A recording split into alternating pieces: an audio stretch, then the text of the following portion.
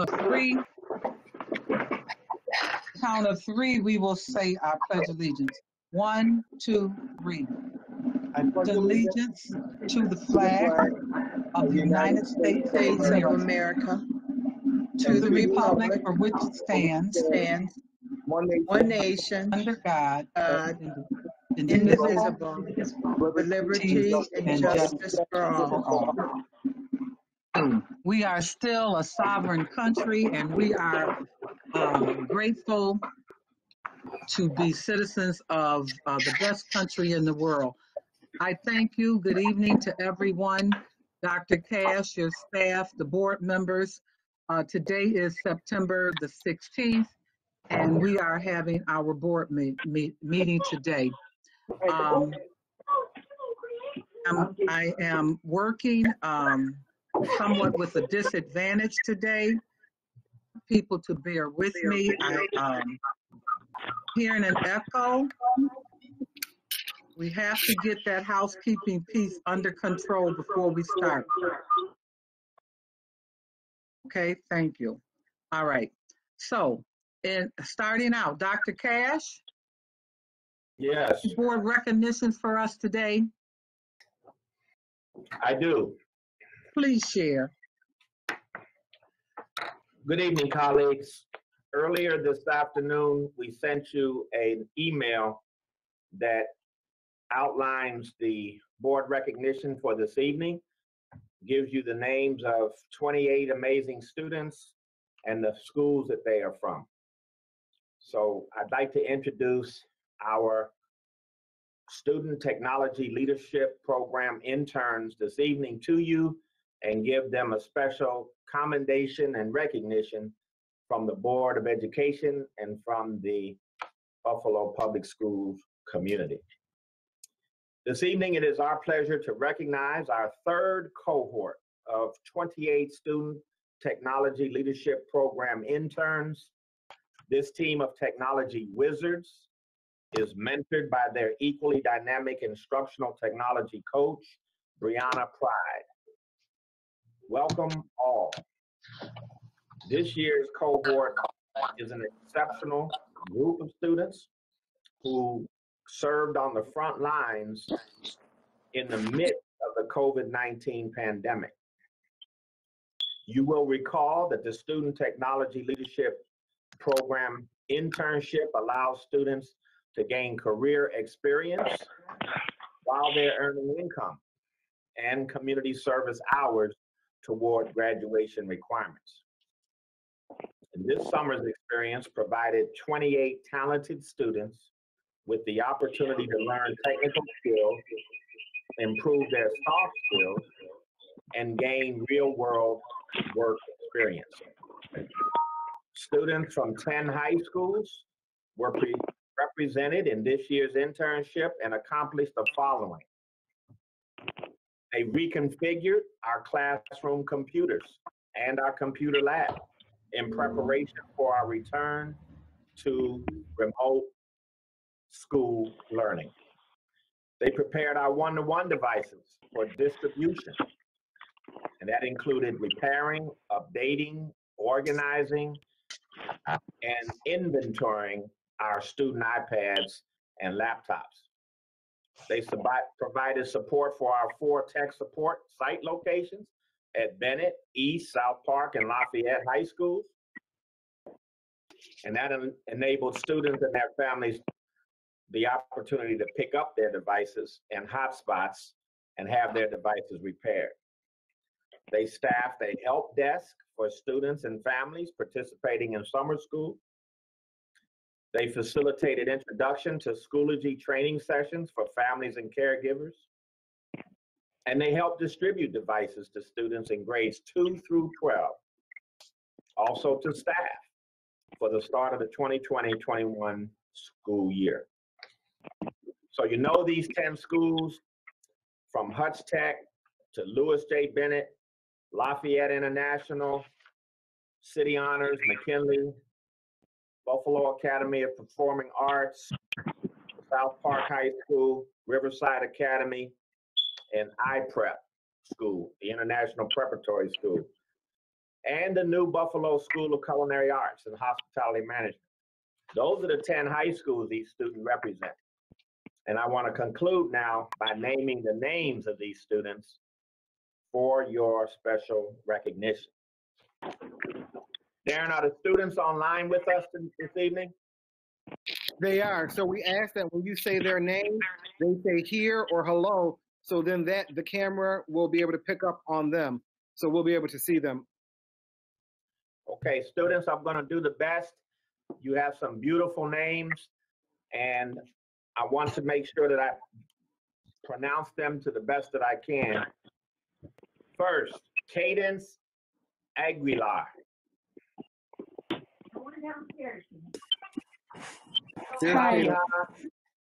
Sabiha Akhtar. Hi. How do you feel about that? Good evening.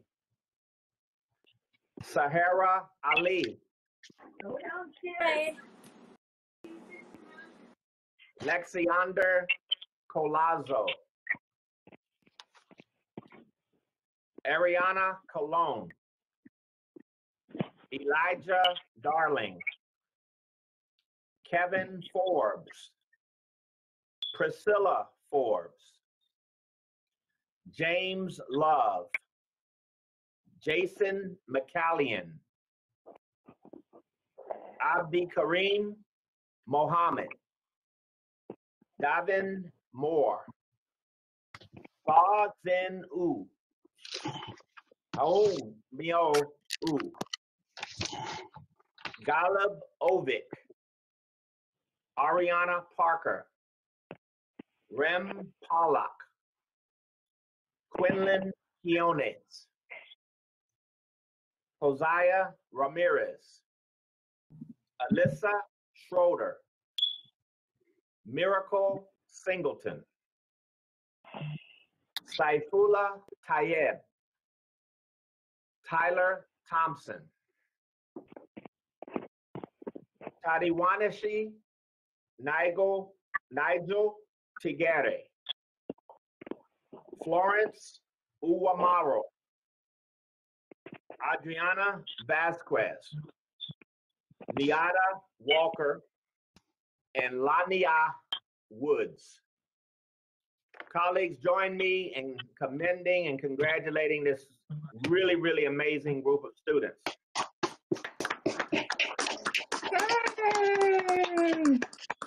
Board members, Thank you, any comments that you would like to make? Board members, is there anyone that would like to Jen Makuzi has raised her hand. Thank you. Terrence Hurd. I would just like to thank each and every one of you. You're juggling your own learning as well as trying to teach us all grown folks and everyone else like how to get this done. I appreciate you as I have a child in the schools right now and technology is not my friend. So you guys have great futures ahead of you. Use this to your advantage and keep doing great work. Very proud of you. Very proud of you. Thank you, Mrs. Makuzi. Mr. Board Member Hurd. Yes, first of all, I'd like to thank your parents. You know, give your parents a hand right now because they're the ones who's influenced you to go ahead and help out with the district and just your energy that you give. You know, it helps us adults also. You know, in our mission. So let us know that we're working hard for you guys, and that you guys stepping up like this is like a huge inspiration for us and for me personally.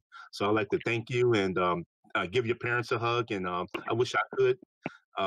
Thank you so much, everyone. Mr. Hurd. Are there any other comments from our board? Board Member Larry Scott. I mentioned it last week that I saw some of you firsthand with my younger boys when we went to exchange devices on South Park Ave, and you were all wonderful. You worked with my boys in getting the devices hooked up and ready to go. Very cautious with the COVID-19 guidelines and restrictions. All of your work is just extremely commendable, and you should all be very, very proud of yourselves. The work that you're doing is just absolutely critical for our students, for our families, at a time that is extremely challenging right now. So be very, very proud of yourselves. I'm very proud of all of you. So thank you. Thank you so much. Vice President Lou Petrucci. I just want to say thank you all very much. It's students like you that are the best of the Buffalo Public Schools. It really makes me proud. It's one of the reasons that I like serving on the Board of Education, is to see what talented young people can accomplish, not only for themselves, but for the district. And the way that you guys are helping your fellow students achieve the next level is very impressive. Thank you very much. We're all very proud of you. I don't see any other board members' hands raised. With that said, I will say to you young people that I want you to frame this point in time. Think about what you have been able to do. Young people who are just starting out, to realize that you can handle this. If you can handle this, you can handle anything else you encounter. I really am sitting here today thinking about our culturally linguistic responsive initiative, and I'm looking at a rainbow coalition. So proud of the diversity in our district, and I'm so proud that you stood up to represent and help us. And I'd like to utilize this group of people, Dr. Cash, make sure that they have an opinion when we have our forum for our young people, be allowed to be guests invited in a special way to participate in the conversation that you can have with the board in the future. So what I suggest you do is something that you think that we can do better, or that you save it. We're going to do this probably by next month, I hope, before definitely before Thanksgiving break. Allow our young people to have a conversation with the Board of Education. And I want you guys to be our special guests because you've already contributed. And we appreciate you, and continued success to each and every one of you. Thank you, thank you. Dr. Cash, with that said, thank you, young people. We're going to move forward.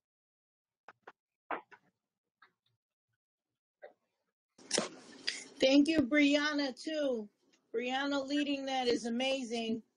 Brianna, pride. Thank you, Brianna. Thank you very much. Thank you, Brianna. Thank you all. Thank you, students. It's all them. It's all them. So students, feel free. You can log off now. Thank you for being on for that recognition time. Feel free to log off now. Thank you very much.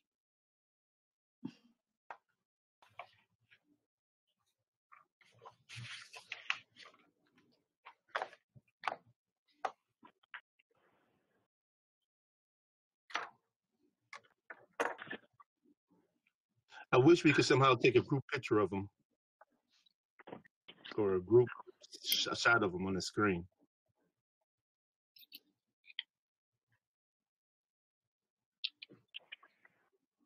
You're muted, Mrs. Cotman. We can't hear you. Let's put their pictures on our website, if nothing else.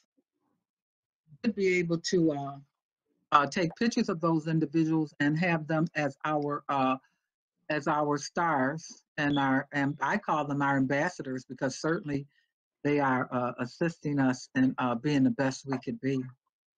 Ambassador would do, support and guide. Dr. Cash, are you there? Yes, I'm here. Your superintendent's update, Dr. Cash? Okay. Colleagues, I just have two questions for you tonight, and something I want you to think about as we go forward. For every meeting that we have and in our conversations together, what are our district priorities at this time? At this time. And number two, what is in the best interest of the Buffalo City School District right now, short term and also long term? I have some succinct responses from my way of thinking about this, but I want us to join it as a team and as a board, and use it as an anchoring point so that we can focus. We're getting ready to go through a tunnel, and it's a severe tunnel. And I want to make sure that the light at the end is not a train coming at us. So let's think about what our priorities are. Let's focus in on them. And let's make sure that that guides us through this year. It's going to be one of the most challenging years, certainly in my career, which spans over 40 years, and probably anything that you've seen. And the only way we're going to get through it is if we start focusing today going forward, and that we work together as a very tight governance and management team. Amen. And that's my main update right now. Sure what you updated on, but I hear what you're saying, and I think that can speak collectively for the board in saying that our priorities have always been to put children first and to provide the best education for our children. And I think that this board does that very well. And our conversations have always been about moving our children to the next level. That is a priority, always been evident with this particular board. And I can reference quite a few things that I can show that we've done that. So if someone else wants to speak to that as a board member, you certainly have the floor to do so at this point. However, if you do not, we will definitely pick it back up when Vice President Lou Petrucci has his executive affairs committee, and we will certainly make it clear at that point what our priorities are as a board, so that we can be in it is a consensus together, Dr. Cash. Okay, our concern has always been as a board, children first, and I think the decisions that are being made by this board, the questions that are often asked, speak loudly to that. And if anyone disagrees with me, please speak up or has anything else to say. But other than that, I felt that that's been our focus. A1. Well, I put the caveat in there about at this time. Certainly that's always been the case, but we're in a different kind of timeline. So I just want you to think about it. It's not something you can really answer tonight, in my mind. So think about it, and let's talk about it in our subsequent meetings together. And we are going to do that. And if we need to have a special meeting just for that case, in case to do that, I'm sure this board would be receptive to do so, because we do want to make sure that in times like this, that we're clear on what our expectations are. And each board member is articulate, capable of expressing themselves accordingly and understand where they stand. All right. So what we're going to do, we're going to do something a little different today in regards to our speakers. Oh, I'm sorry. Sure. We have high hands. Who's up first, Larry or Yeah, sure. I was just going to say that. Thank you, President Common. Yeah, I'll be reaching out to the board members to find out, just make sure we're all on the same page with respect to priorities, both at the district level and what is of the best interest for the district right now. Thank you. Larry? Vice President. Yes, Larry. Well, are we opening this up to a conversation about some of our priorities, or are we delaying to another meeting or another time? Well, how I was seeing it is that if it was something on your heart that you wanted to express, you certainly could express it, or you can wait until a meeting at another time to it. It's just what you want to do. I think I'll just say, because I think there's a lot of attention from parents on this and from the public in general that, given the circumstances that we're in, providing an equitable education to all of our students is an incredible challenge right now, and I think we need to start having some hard conversations about how we can safely bring back some of our students to in-person learning in the near future, especially our students with disabilities, our English language learners, our at-risk students, and our youngest students, pre-K, kindergarten, first grade. That's, I think what I'm hearing most right now from folks. Safety is obviously the priorities, but we need to find a way, or at least to begin those conversations and how we get to that point. The funding right now, cuts from the state are a major concern, and how that's going to impact this district this year and beyond. And along with that, I'm going to be presenting a late item towards the end of this meeting on charter schools, because the continued growth of charter schools are significantly impacting Buffalo Public Schools, as well as our existing charters that are operating quite well. So that's certainly something that we're going to discuss further at the end of this meeting.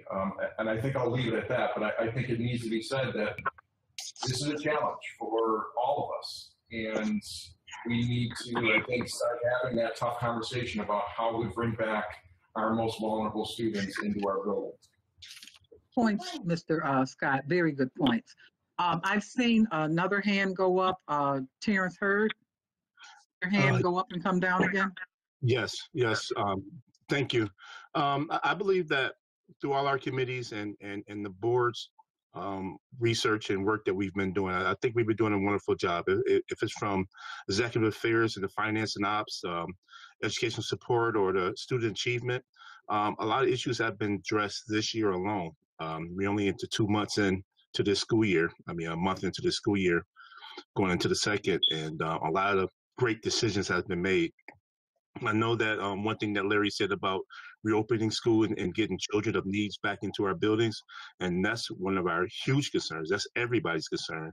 And I think that this board right now is looking at what's going on in other districts, in Waynesville district. We're looking at what's going on in Lackawanna, our neighboring bodies, and we're pulling together and working hard together, and meeting with our constituents, our stakeholders, about, what the plan going to be and what's afforded. We got two groups of people out here. We got families that want to return in-person learning. We have families that feel that the safety for their children will be better met at home.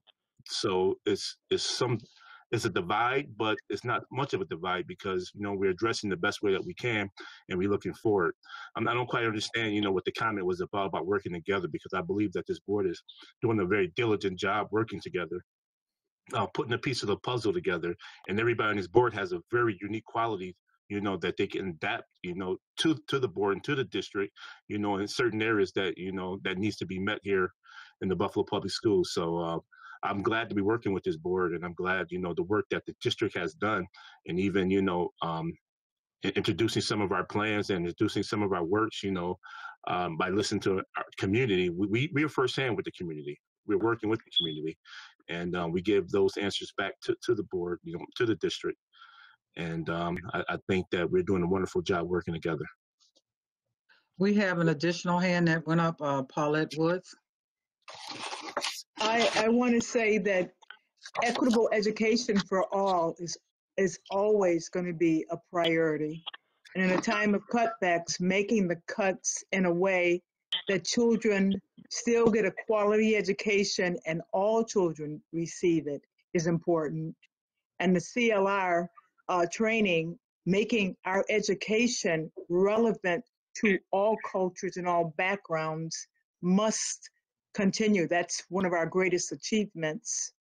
And the only other thing I want to point out is that in a time of learning, a lot of parents are saying that children are not able as quickly or get as great an education on a computer screen. And what they're hoping, and they were expressing to me, is that working with these community groups, if they can, their children can go to community groups to get some one-on-one, it would be a big, you just have to get some one-on-one. Can't bring them into the schools, big gym, in a big gym where they can get it. Groups, the community groups, churches, etc., are well able and have been to provide that type of additional support to our families. Thank you. Okay, with that said, I don't see any other hands. And I guess I guess the other thing that I would like to say is that when I have always been raised, Annie, that if there is a shortage, the children don't go without, the adults do. So if there's not enough food in the house, the adults don't eat, the children do. So let's make sure we keep that focus, that our children go first before anything else with this board. And that's what's important to us. So we will definitely have this conversation. And if we need to have a special meeting to do it, we can have one of those as well. But it did catch me off balance that this conversation even came up, because I thought we had a clear understanding that this board is very serious about moving forward for our student population and doing everything we can for them and making sure that students are first. So with that said, let's keep on moving.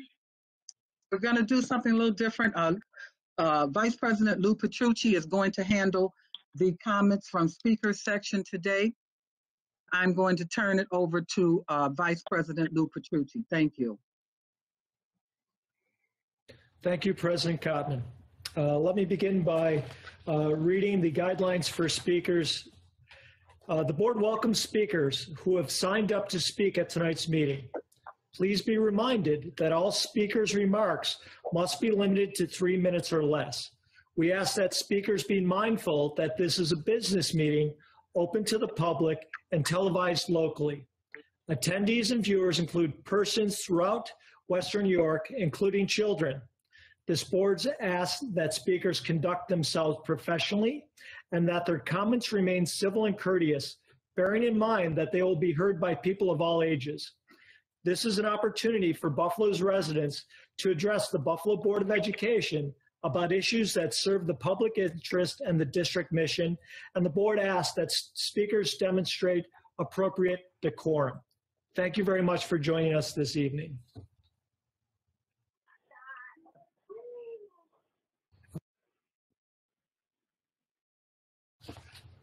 That being said, tonight our first speaker is Leslie Addison, a teacher about community-based programs.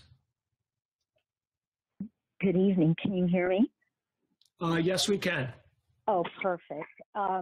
Great job in recognizing all those students today, and great rollout with the computers. It's been wonderful, but really that's not my focus today. I'm a NYSED teacher at McKinley, and I've been working for months in conjunction with parents to save our 2 classrooms that have been housed at McKinley for years. I've been delivering district lessons all weekend, having a voice to create reform today. And I want to use mine on behalf of my parents and students. The parents and I have been reaching out to the special ed department for answers as to why one of our classes was dismantled at our school and students were transferred out. Sadly, our efforts since June have been ignored, and we want to know why a state-of-the-art program at McKinley with numerous amenities that no other school can boast about was disregarded so easily. Our amazing classroom resources allow for the perfect community training program. We have awesome teachers at our school that allow our kids to participate. They participate in horticulture, carpentry, ecology, sociology, JROTC, and other programs. And that allows them to really, these special needs kids, to be part of a whole school community. And yeah, our classroom is big enough to house 2 classes. And you know what? Come and see it. The kids, if they were there, would make you some delicious cookies. I'm not kidding. Our students have been with us quite a while, and we're a family unit.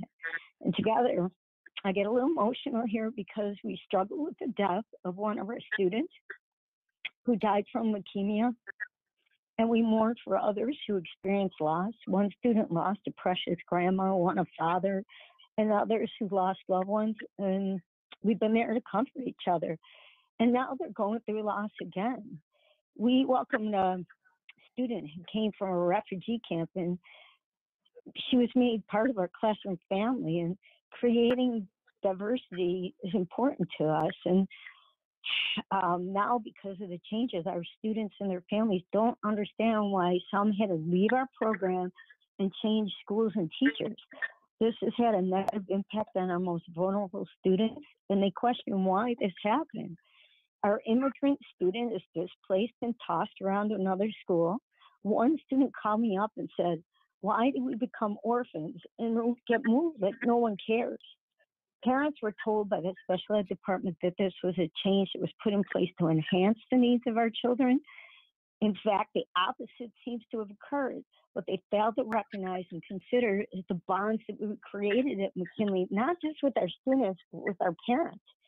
The Buffalo School District education bargain stressed the importance of students and their families. But in this situation, I'm at a loss to how to rationally explain to my students and parents why this happened when we can maintain the program at our school. Our principal wants to keep it in place, and she says we have the budget for it. Students are adjusting to have to stay at home, but when they come back, let them return to some normalcy at their home school. They deserve that.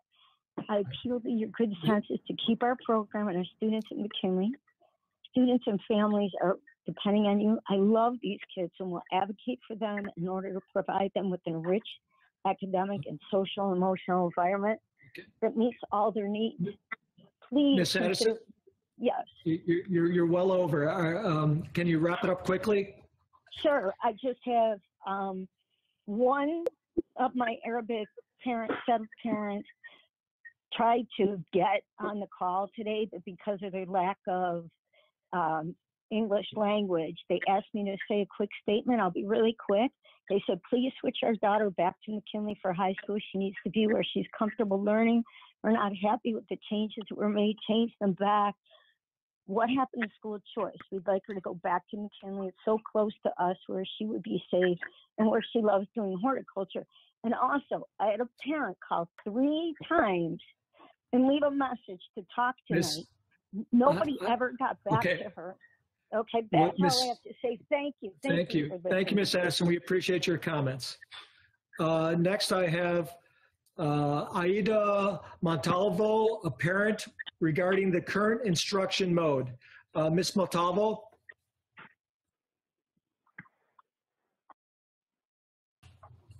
Ms. Montalvo, are you available?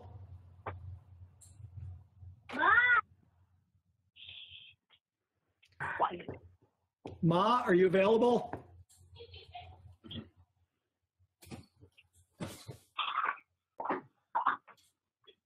Hello? Okay. We'll try and come back to Ms. Montalvo. Ms. Phillips, Angela Phillips, a parent, regarding the changed classroom to one teacher. Ms. Phillips? Yes, can you hear me? Yes, we can. Thank you. Okay, and thank you for allowing me to speak today. I am the grandmother of Jelon Robertson, who was in the community-based classroom with Ms. Addison and Ms. Zimmerman. And I just want to say that I was a little surprised at the dismantling of the class where he, thrived on stability. He doesn't adjust well to change. This summer they switched the program, the district stating that it was, for his social and emotional, well-being of the kids. And this is, kind of not what we wanted. And I didn't feel like it was to his benefit. And if anything, these changes has caused a little stress on him when he found out that he wouldn't be, with the teacher and with some of the same kids that he has already been with. He should be with his teacher, that he was previously with. These kids have special needs. These are not things that they're just, that's just attached to them. They're just as human as anyone else, but they're a little different and special in their own way. And sometimes things like this that we see can be small, some can really cause, have a different effect on kids of that nature, which I'm trying to say is of different nature, because everyone have their own kind of special need. And I'm just asking that if it's at all possible, can this be fixed and he be placed back into the classroom, that he was in, with his friends and his teacher at McKinley High School for some normalcy. Thank you, Ms. Phillips. Darren or anyone else would like to respond, or do we want to wait till afterwards? I think we keep going with the speakers, and then at the end, the superintendent's response. You know how he responds to all the speakers at once? So I do, Darren. Yep. It was a rhetorical question. Jessica Osmaquita, parent regarding remote learning. Ms. Osmaquita. Hi, thank you for having me on. My name is Jessica Amezquita. I'm calling as a parent to a pre-K child. I had some issues, as everyone did the first couple of days of school with technology. But my biggest concern is that she has certain activities that she has to do, like touch screen, and we don't currently have the resources or funds to purchase like a touchscreen laptop or big enough device that she can learn with. And I know that the school has mentioned that they're still waiting for orders to come in. But I also had some issues regarding additional technology devices. For instance, headphones and headsets that have a microphone. As a mom that's working from home and also trying to teach, work alongside my daughter to help her and assist her with the instructions that the teacher gives her, it's difficult to have her focus while she's also listening to my background noise. And I'm sure other parents are probably going through some struggles like this at home if they have to work from home. So just being more aware that certain families and certain parents might need more resources, not just a laptop or a Chrome. My other concern, my second concern, because I know I only have 3 minutes, was relating to the meal distribution. So like I just mentioned, I'm a parent that's working from home and trying to assist my daughter from home while she's working in school. And the time frame, 11 to 1 o'clock, is very time constraint. Like I can't really make it. And I've talked to over 20 parents that are in the same position. They don't have any time to make it to the meal distribution times. So I was just wondering if there's any possibility for late evening, late afternoon, or some type of accommodation with delivery distribution that's simple enough for parents that are working or can't make it to pick up the food. If there could be some kind of accommodation for parents like me. And my last concern, which was kind of mentioned in the meeting, was community hubs and having partnerships with community centers, Boys and Girls Club, different centers like that to have more of the one-on-one student tutoring or student attention. I work with students from the Buffalo Public Schools that are youth advocates. And one of the things that I'm concerned about is that if they don't get the support that they need, like the one-on-one assistance, that they might fall through the cracks. So I was just wondering if there was any type of partnership with community hubs. And that was my last point. Okay, thank you. Thank you very much, Ms. Amezquita. Next I have, thank you again. Next I have Emily Zimmer, a teacher regarding the McKinley community-based room. Ms. Zimmer, are you available? Hi, I'm here. Okay, please continue, Ms. Zimmer. Okay. In June, Ms. Addison and I were completely caught off guard from hearing the news of the closing of the community-based room. One of our parents received a phone call and was told that their child would not be returning. This sent a domino effect onto the other students and parents. We had numerous phone calls and texts from our families asking why and how this could happen. We started to advocate for our students and families by sending numerous emails to various people in the special education department and to Dr. Abraham. We had no response. It was frustrating for us all. We couldn't get any answers. We were trying to keep routine consistency and friendships intact. We have the school budget to keep both classes open. The parents and students want to stay at McKinley. The teachers want the program to keep growing, yet we are asking why. Why would they close a state-of-the-art classroom? Our school was remodeled in 2012, and the community-based teachers at the time were able to help set up amenities for the room. Our classroom is equipped to handle 2 classes, even with the recent ratio change. We have 2 full kitchens where students can learn independent living skills, restaurant skills, and kitchen safety. We have 3 stovetops, 2 ovens, 3 dishwashers, 2 fridges, 3 microwaves, and so much more. Whereas many other classrooms in the district that do NISA don't even have an oven. We are able to teach hygiene and laundry skills with our washer and dryer and 3 sinks. We are able to have monthly food fundraisers where the students take orders, buy supplies, and cook for staff in the building, which helps them learn important vocational skills, customer service skills. Our students have even planted flowers and helped with the horticulture program. We have a yearly district-wide talent show that allows the nicest students to show off their talents. For many, this is the only opportunity they have to be up on stage. The district spent a lot of money to set up this room, and it isn't being utilized to its greatest potential. Our location leads to many vocational and community training opportunities with its close proximity to numerous businesses, restaurants, and the main Metro bus line. We participate in the Saba ice skating program and art classes at the Knox. We are able to walk to Penny Birchfield, Buff State, and the History Museum. Buffalo State student teachers also come and work with our students, which is a great partnership. Each year, we have 7th and 8th graders visit the building, and they can't believe our setup and amenities. Students say they can't wait to come to McKinley. So why would we close a room and take away those roster spots? As a teacher, we are taught to advocate for our students' best interests and well-being. Since the end of June, I've been trying to do just that. My students have said the following statements, which show how much they miss their friends. Dariana said, "I want my friends back because I really think it's unfair, and I had a very good friendship with Anwar. I miss her a lot. She was like a little sister to me.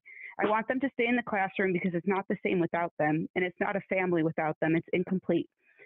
Nazaria, another student, said, "They were my friends, and taking them away from me takes a piece of my memory and my life away." All of the students asked me about their friends and why this happened. I am dumbfounded and unsure what to say. So I stand here for my shy students, advocating for them and their peers with the hopes that you will help us reopen our community-based room at McKinley and keep 2 rooms. We are asking to keep our MAC family together and allow the students to remain at their choice of school. So just to kind of go off of what Ms. Addison said, we're just both trying to advocate for our students. We have such a great program and a state-of-art classroom, and we just think it's such a loss to the district to close a room out of that program. Okay. Thank you very much, Ms. Zimmer. We appreciate your comments. Next, we have Sean. Oh, you're welcome. Next, we have Sean Crawley, who's a teacher regarding the closure of the West New York Day treatment. I just want to say I wanted to thank Mr. Crawley for bringing this to my attention, and that I did receive a response to many of your inquiries previously yesterday. So at this point, I'm going to turn it over to Mr. Crawley if he is available. Mr. Crawley?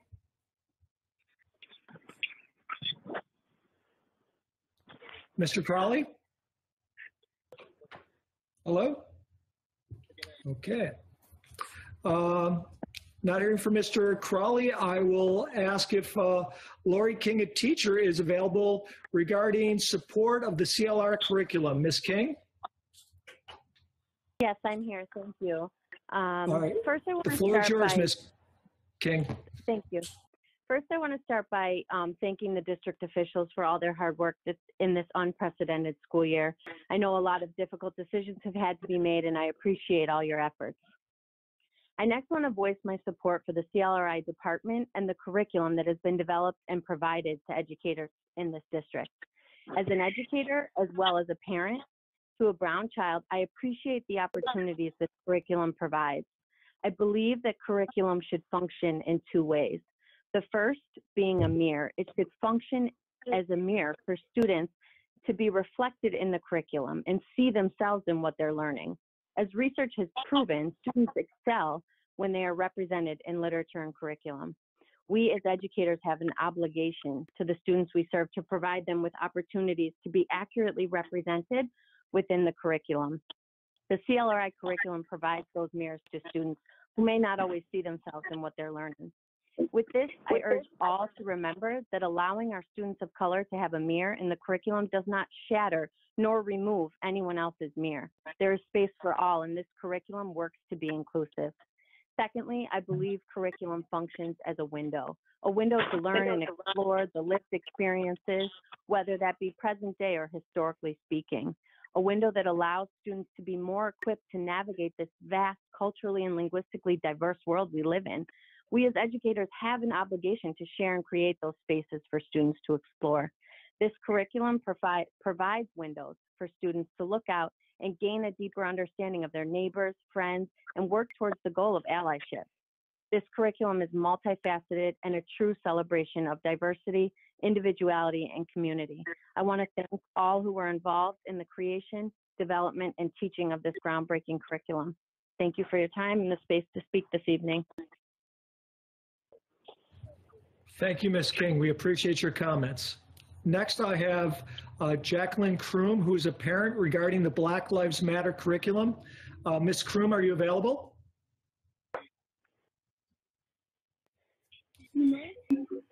Jacqueline Kroom? Okay.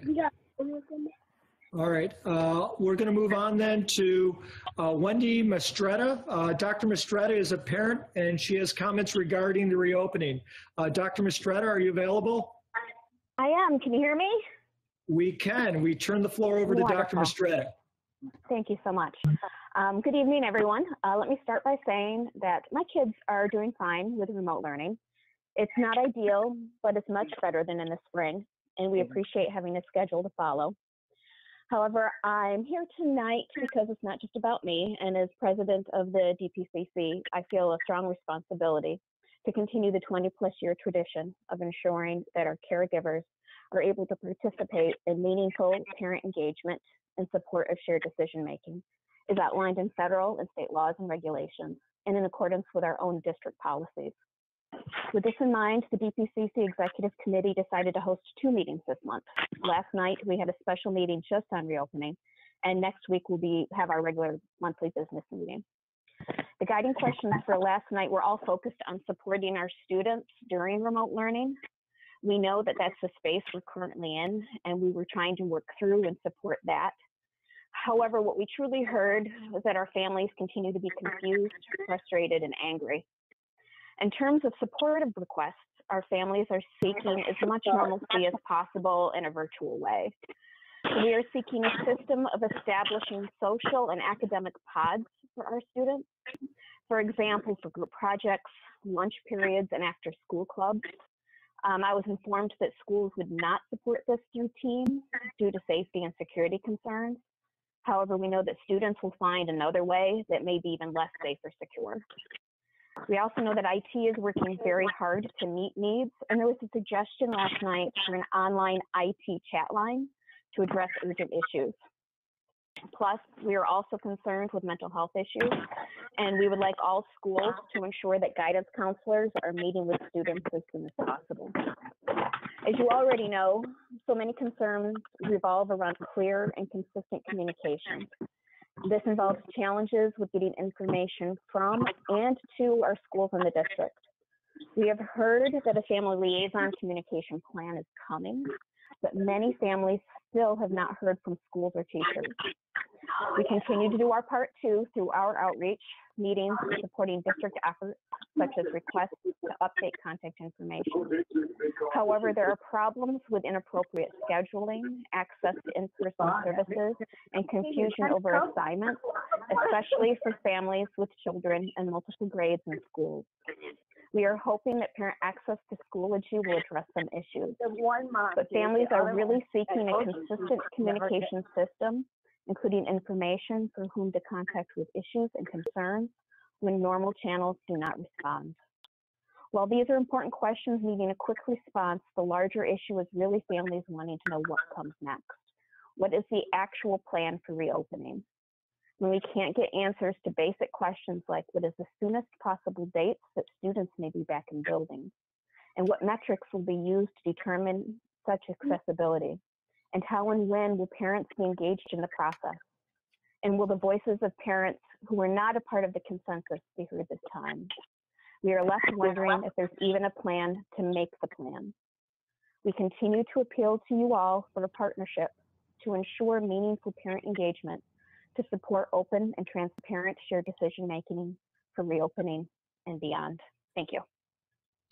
Thank you, Dr. Mastretta. Next, I have Danielle Gray, who is a teacher who wishes to speak in support of the CLRI curriculum. Ms. Gray, are you available to speak? I am. Can you hear me? We can. The floor is yours, Ms. Gray. Thank you so much. So thank you for allowing me to talk today. I'm calling in support of the CLRI curriculum and to give my opinion on the way Buffalo School District has started the 2020-2021 school year. I'm proud to be part of an organization that is student-centered. When we have a district where 80% of the student population is Black and Brown children, it's important that we make sure that we're inclusive. With the CLRI curriculum, we're addressing all of our students, which includes the marginalized students that make up 80% of the population. We started school in an unprecedented way, and we're addressing issues within our district in an unprecedented way. The district included social emotional learning, personal identity, social justice, and civil rights as our opening lessons for the first 2 weeks of school. We're using principles such as loving engagement, community, empathy, and diversity as a guide for our students to start out the school year. It's gratifying to be part of this curriculum and methodology. I don't know of any other district that has dedicated this amount of time and energy to making sure we address our students' well-being. I think that any parent, teacher, or even member of the community that sees the materials used to teach these principles will be impressed with how it's designed to support student learning and student voices.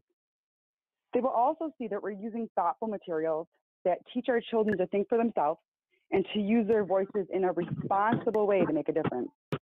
I feel it's important to be able to voice this, to use our voices in our schools. So thank you for letting me speak today. I just wanted to show support for the program. Thank you very much, Ms. Gray. We appreciate your comments.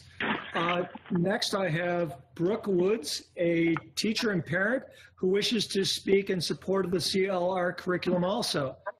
Brooke Woods, are you available? I am. Okay, the floor is yours, Ms. Woods. Thank you so much for allowing me this moment on this platform to speak for the CLRI curriculum.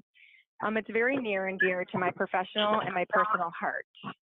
I have a really unique role in BPS as a teacher and a parent, and I find myself with the opportunity to have a positive impact in creating racial and social justice within our district.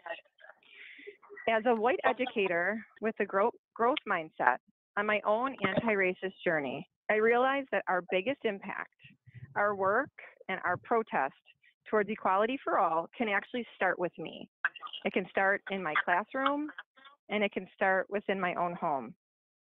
This is why I find it so crucial to become a part of the CLRI department as the guardian of equity from my school last year and as a parent liaison for my daughter's school. This is why I joined the CLRI curriculum team this past summer in an effort to teach the history of our BIPOC community members accurately, with pride and with grace and with self-empowerment.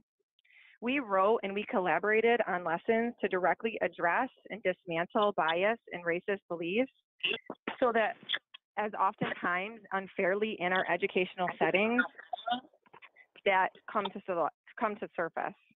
We needed lessons that teach our Black, Brown, Indigenous, immigrant, and refugee children to see themselves in a positive light, where they display self-worth, self-love, and cultural pride.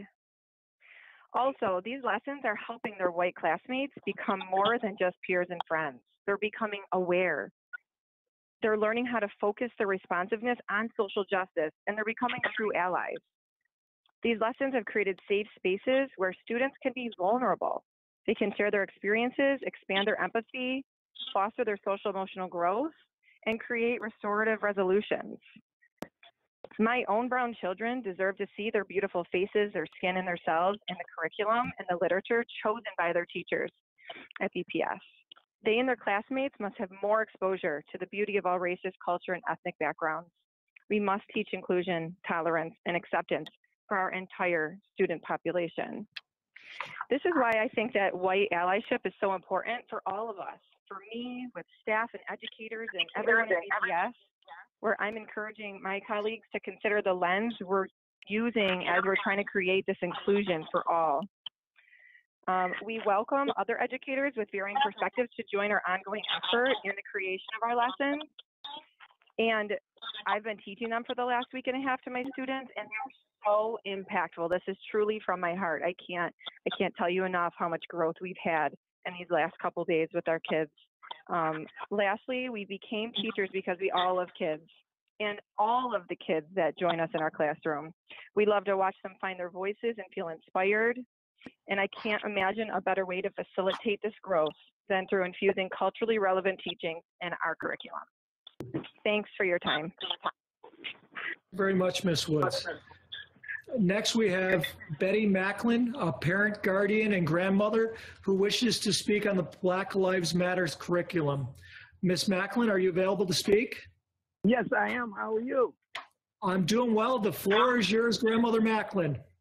Yes, I would like to give the guy who's the head of all our lives and to thank Dr. Morrell for a job well done. Just like to say, Black lives does matter as well as any other lives that matter. We ought to teach these kids. Maybe if we start by teaching these kids that Black lives do matter as well as all lives matter, they would know that Black people did invent things.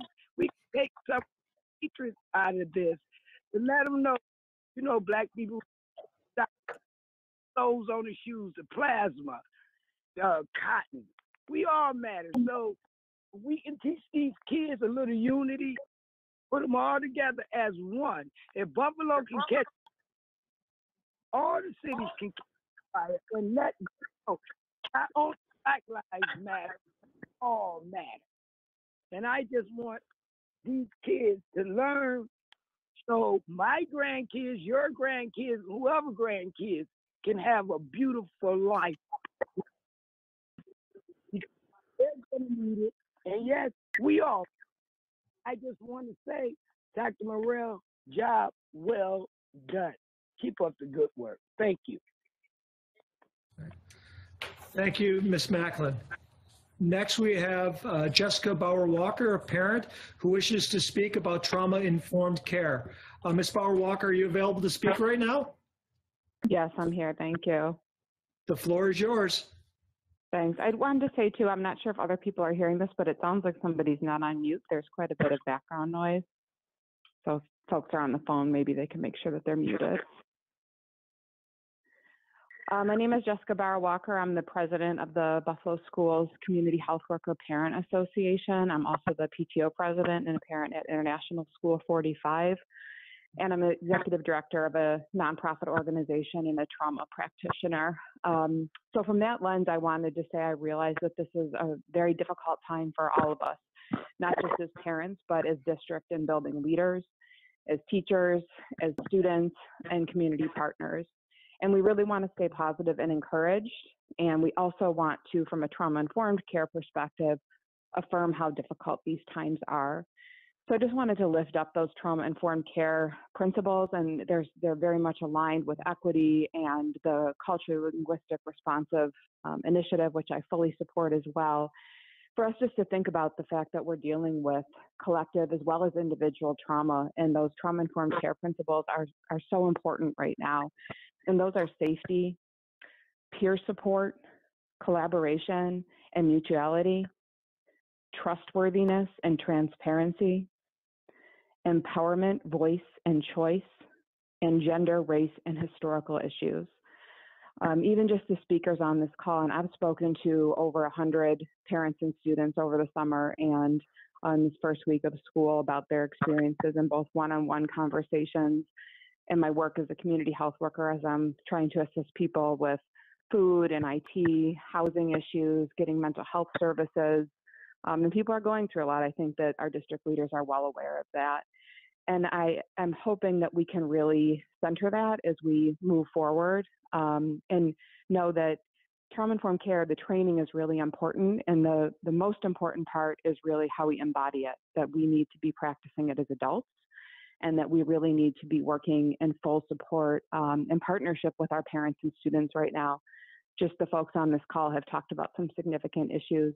You know, for our special education parents and students, for our parents that don't speak English, who have low literacy, who cannot navigate these technology platforms, for our parents who are working and trying to balance working and parenting and supporting a virtual learning environment, we need to figure out how we can do more. And I'm not putting that all on the district, but I'm asking the district for support and partnership because we're really overwhelmed as parents right now. And I talk to parents every day who are struggling. You know, when you need food in your home and you're working and you can't get over between 11 and 1 to get food, that's not a good feeling. And we need to figure out a trauma-informed approach to make sure that people can get basic necessities like food when our families have really depended on the district for food.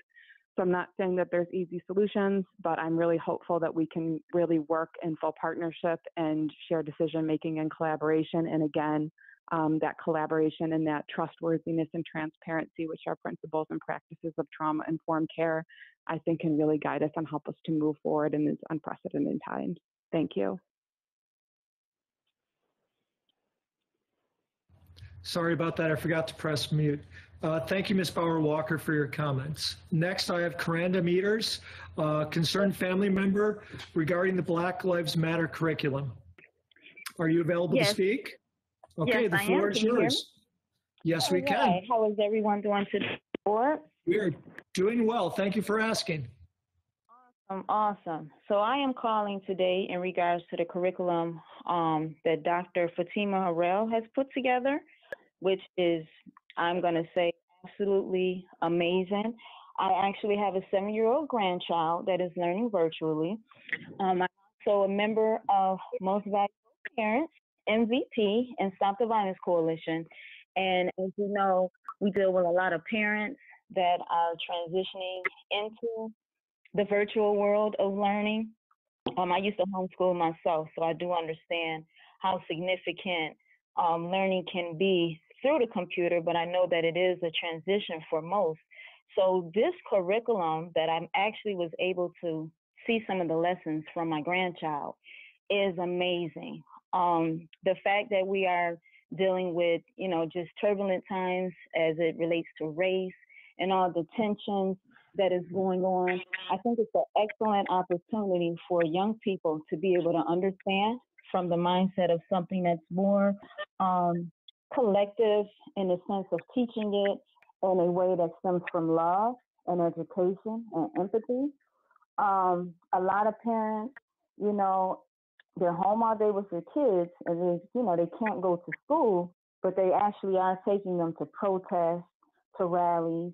And a lot of times the young people are there and they really don't understand what's going on, but they can see the tension, they can see the anger, they can see the hatred. You know, they're listening to different obscenities of race that is being, you know, called and going around with the people that's involved.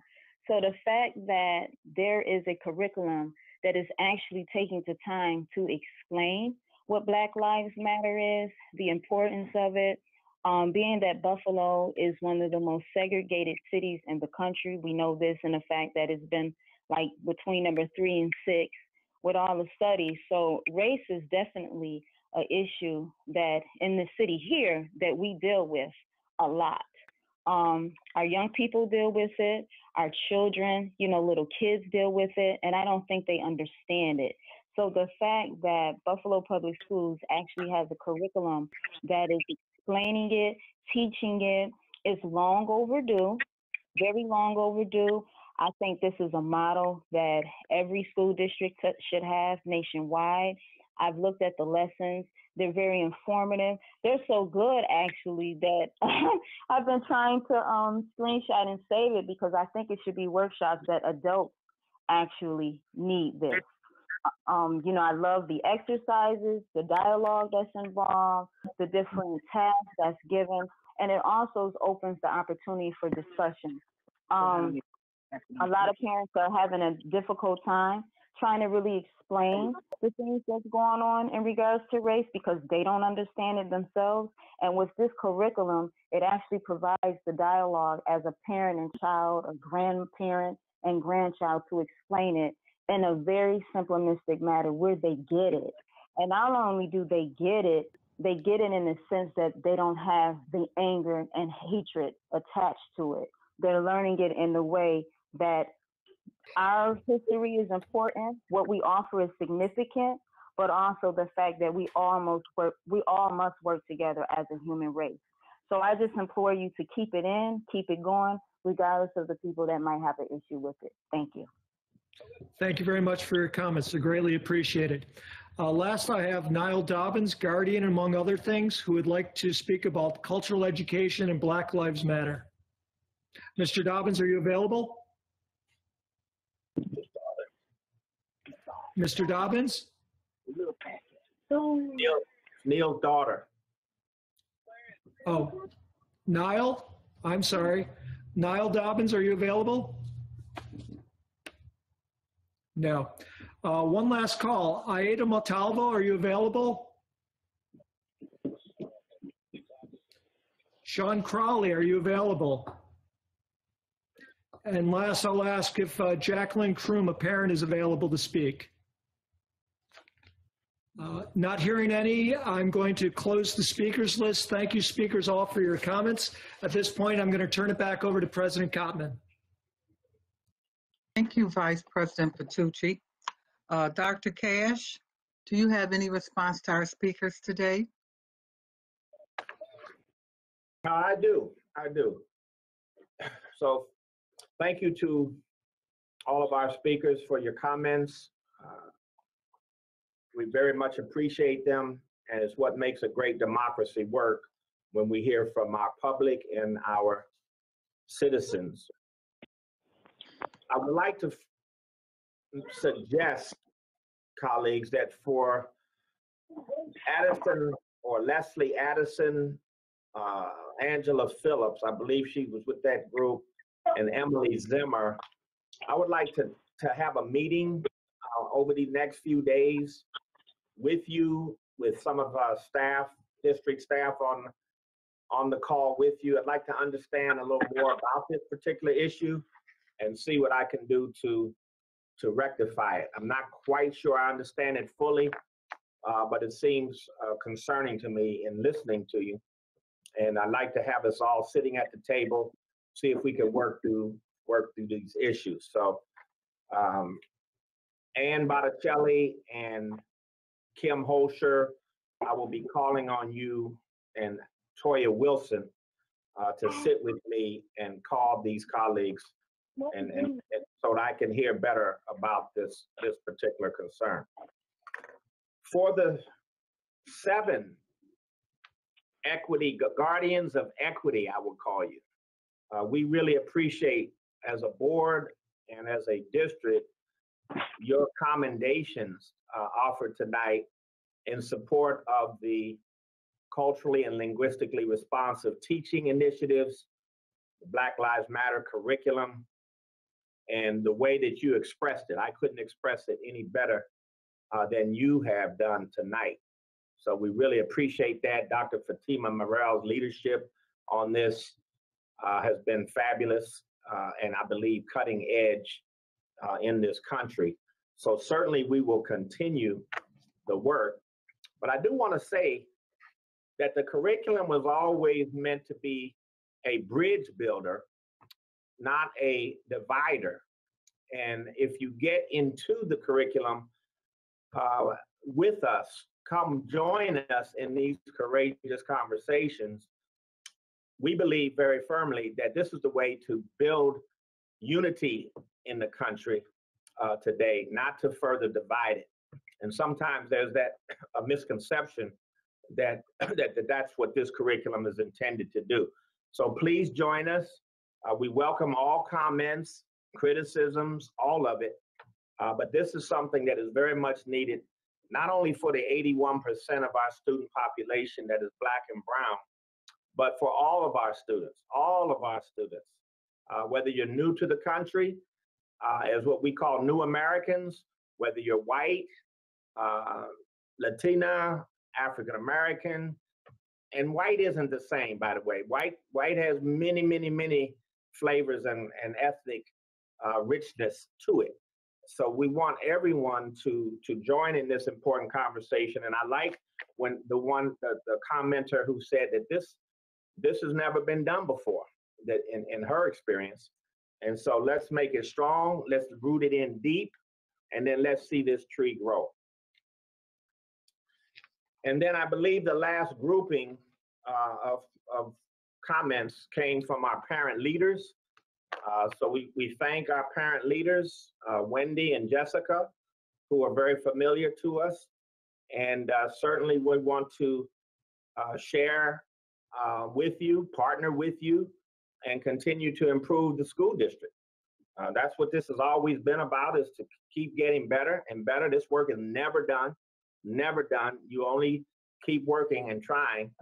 So please, let us join your meetings. I'm always willing to have staff come join your meetings, Wendy, so that we can, on the spot, respond to the concerns of your constituents. And Jessica, we certainly agree that in this, so many of our parents and families are struggling. And what we've always said is we will reach out to them individually to let us know who needs what and who needs help. And we will disperse staff to be helpful and develop a plan of action for that particular family. For example, and I'm going to close. For example, on the meal distribution that I believe it was Jessica Amesquita talked about, we have a lot of parent volunteers, and we'll deliver meals to you. I'm sure Bridget would be amenable. Just let us know. She'll fix up the meals for you, and we'll get them out to you through one of our parent volunteers. On the issue of the community hubs, which some board members have talked about, and we certainly support. We actually have a new initiative underway as we speak with substantial funding from Erie County, and they are working closely with Buffalo Public Schools and Say Yes.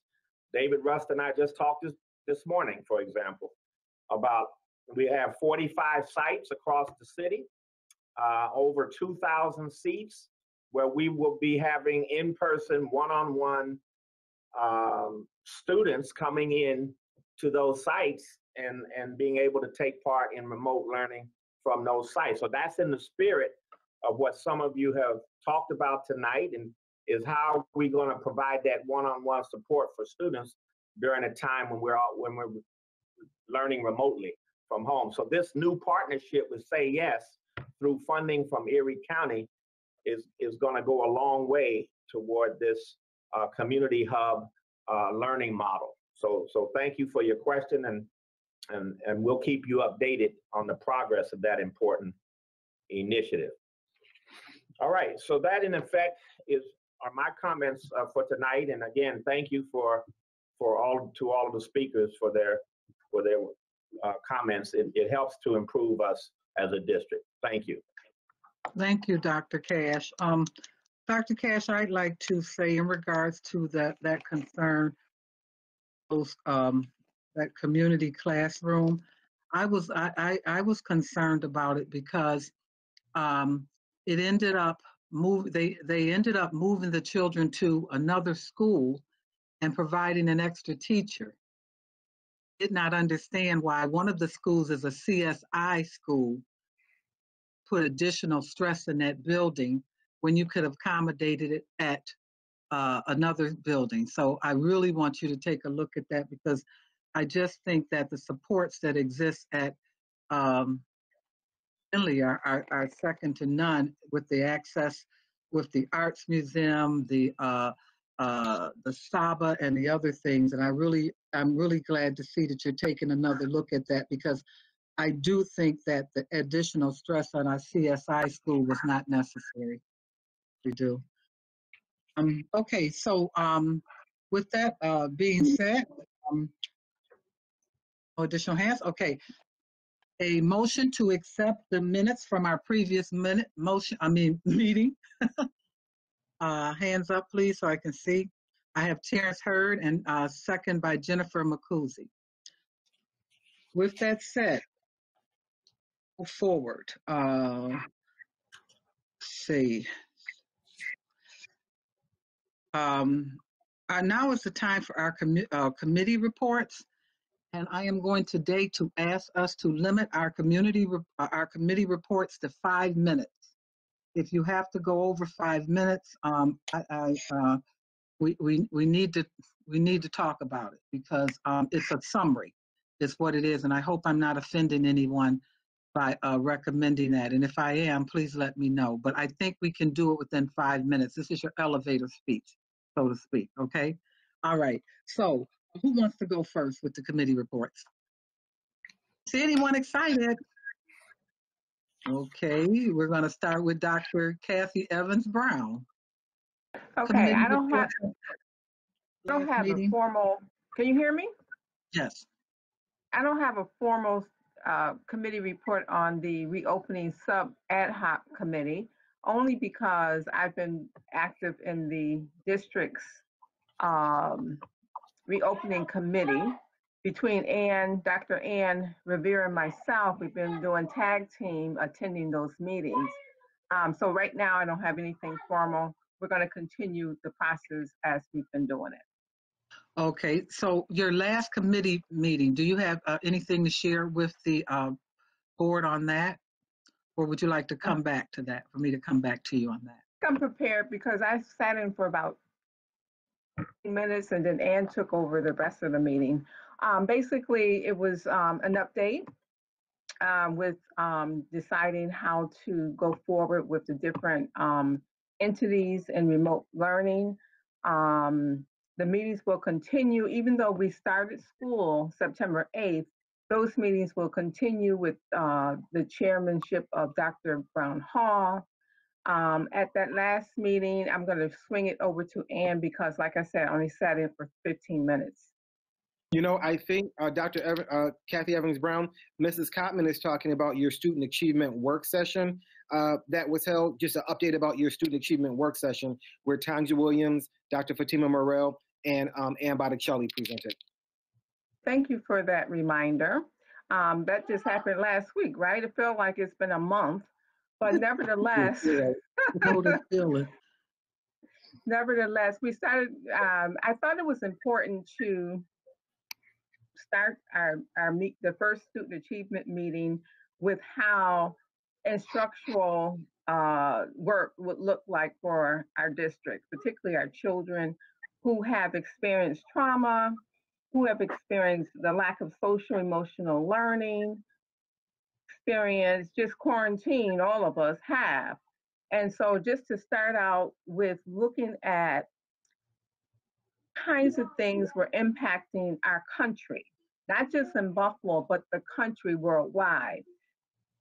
Many of our kids have experienced deaths, COVID-19, whether it was friends and or family members.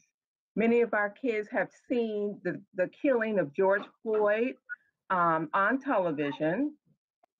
Very concerning. It's concerning to us as adults, as you can imagine a little person actually seeing that.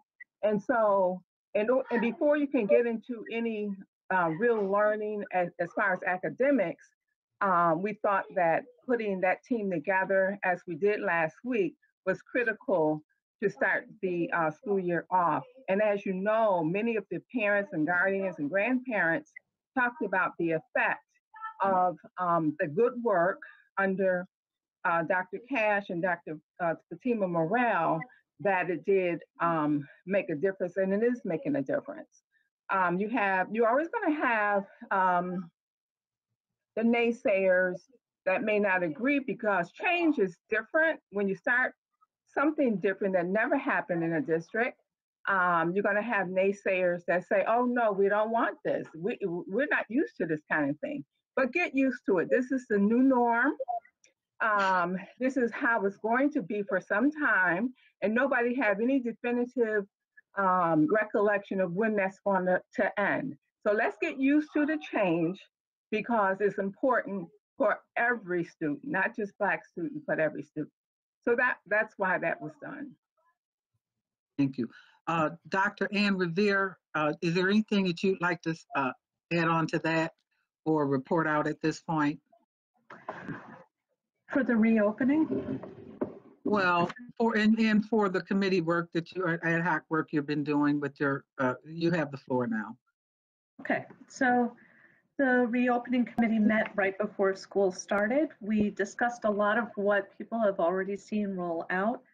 There was some work still planning to be done regarding grading and special meetings, and there will be continued meetings for the reopening committee to discuss what happens after the 4 to 6 weeks. I believe that there will be a plan to do that soon. I'd like to hear a timeline eventually when the district's ready, but it sounds like that's part of what Dr. Cash was ready to talk to us about soon. Thank you. Do you have any thing to report on CPAC for us? Yes, I do. I do have information regarding CPAC. So CPAC has been meeting. They're pulling together activities as well as continued outreach for parents. They're reinventing their bylaws to make it even more open and to include more parents. And they're looking forward to being supportive for parents as they move forward. They will be pulling together lists of trainings for parents on education, special education topics, and they'll be continuing to do outreach. They have a Facebook Workplace page now for people to join to be a part of it. And I look forward to the things that they'll be doing as they move forward. The last thing I do want to say is that CPAC really does mourn the loss of one of our members. We'll make mention of her later, but I'd like to just personally make mention of her. Yasmin Young will be very, very missed. Thank you so much. We're sorry to hear that about Jasmine Young. She has been active for a long time. Thank you. If that concludes your report, we're going to move on. Paulette Woods, Board Member Woods, do you have anything to share with the board on your committee? Yes, I do. The Finance and Ops Committee had a presentation from our CFO, Jeff Pritchard, and he went over the budget and he spoke on the 20% withholding of New York State revenues by Governor Cuomo and its potentially disastrous effect on Buffalo Public Schools budget. He gave us a very thorough presentation. It was very concerning. The board also addressed in the Finance and Ops Committee that we wanted a comprehensive review of grant funding and staff changes in the grant and a review of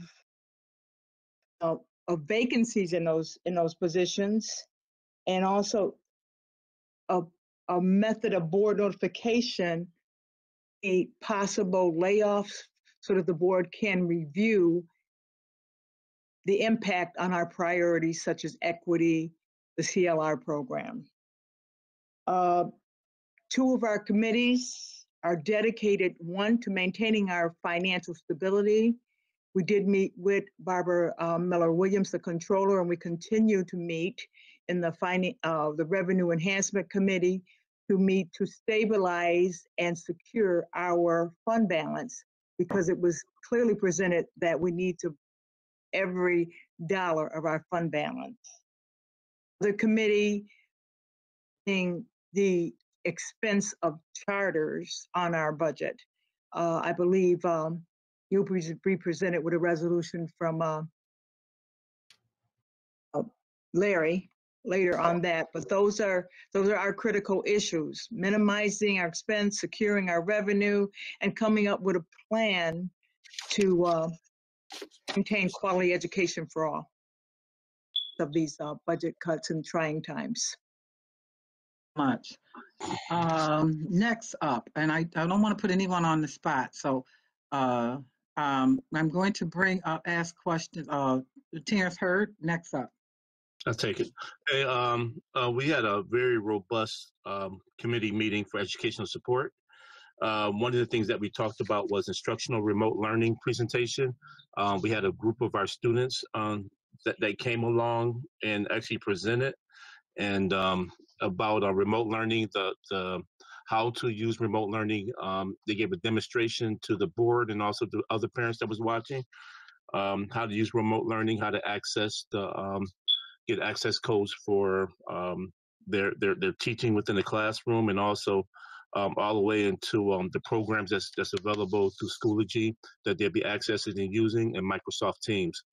Also, this was presentation was possible by Anna Betticelli and Dr. Tanja Williams, who who worked very hard on this program about remote learning, and we're looking soon, possibly soon, to phase in to in-person learning or hybrid type learning. So this is very important right now in our district and our parents to make sure that they get a handle on this of remote learning. We also talked about distribution of tablets. We had parents picking up tablets last week for their kids, and so that make sure all the parents that receive tablets that they can. And we also revised that classes K through 1 will be picking up their tablets in late September, and so that those students also and the teachers can be accustomed in using the tablets. For those parents also, we might have to look into possibly looking for another training exercise or using our social media platform for the use of the tablet for the parents in kindergarten through first grade. We also talked about a couple of services that was available for parents, and the second part of it was the implications of the code of conduct during COVID-19. This was presented by Dr. Williams, a lot of work that Keith Frisk has worked on. And generally, we talked about the code of conduct, and we talked about how we can utilize it and how it'll be used, and that it's a project in work right now that the district will later on present. But we want to make sure that we current with the code of conduct and it applies to this new situation. We all know that the COVID-19 invasions into our community and our countries, across the world has changed the dynamics of how we look at things and how we teach. So that's one thing we have to re-examine the way that we utilize the code of conduct and add things to it so that we can address the code of conduct issues that we're facing. We talked about discussion for a robust communication with parents. This is very important. It was discussion that we had along the board members and the superintendent, administrative staff about possible future communication with parents. How do we communicate with parents?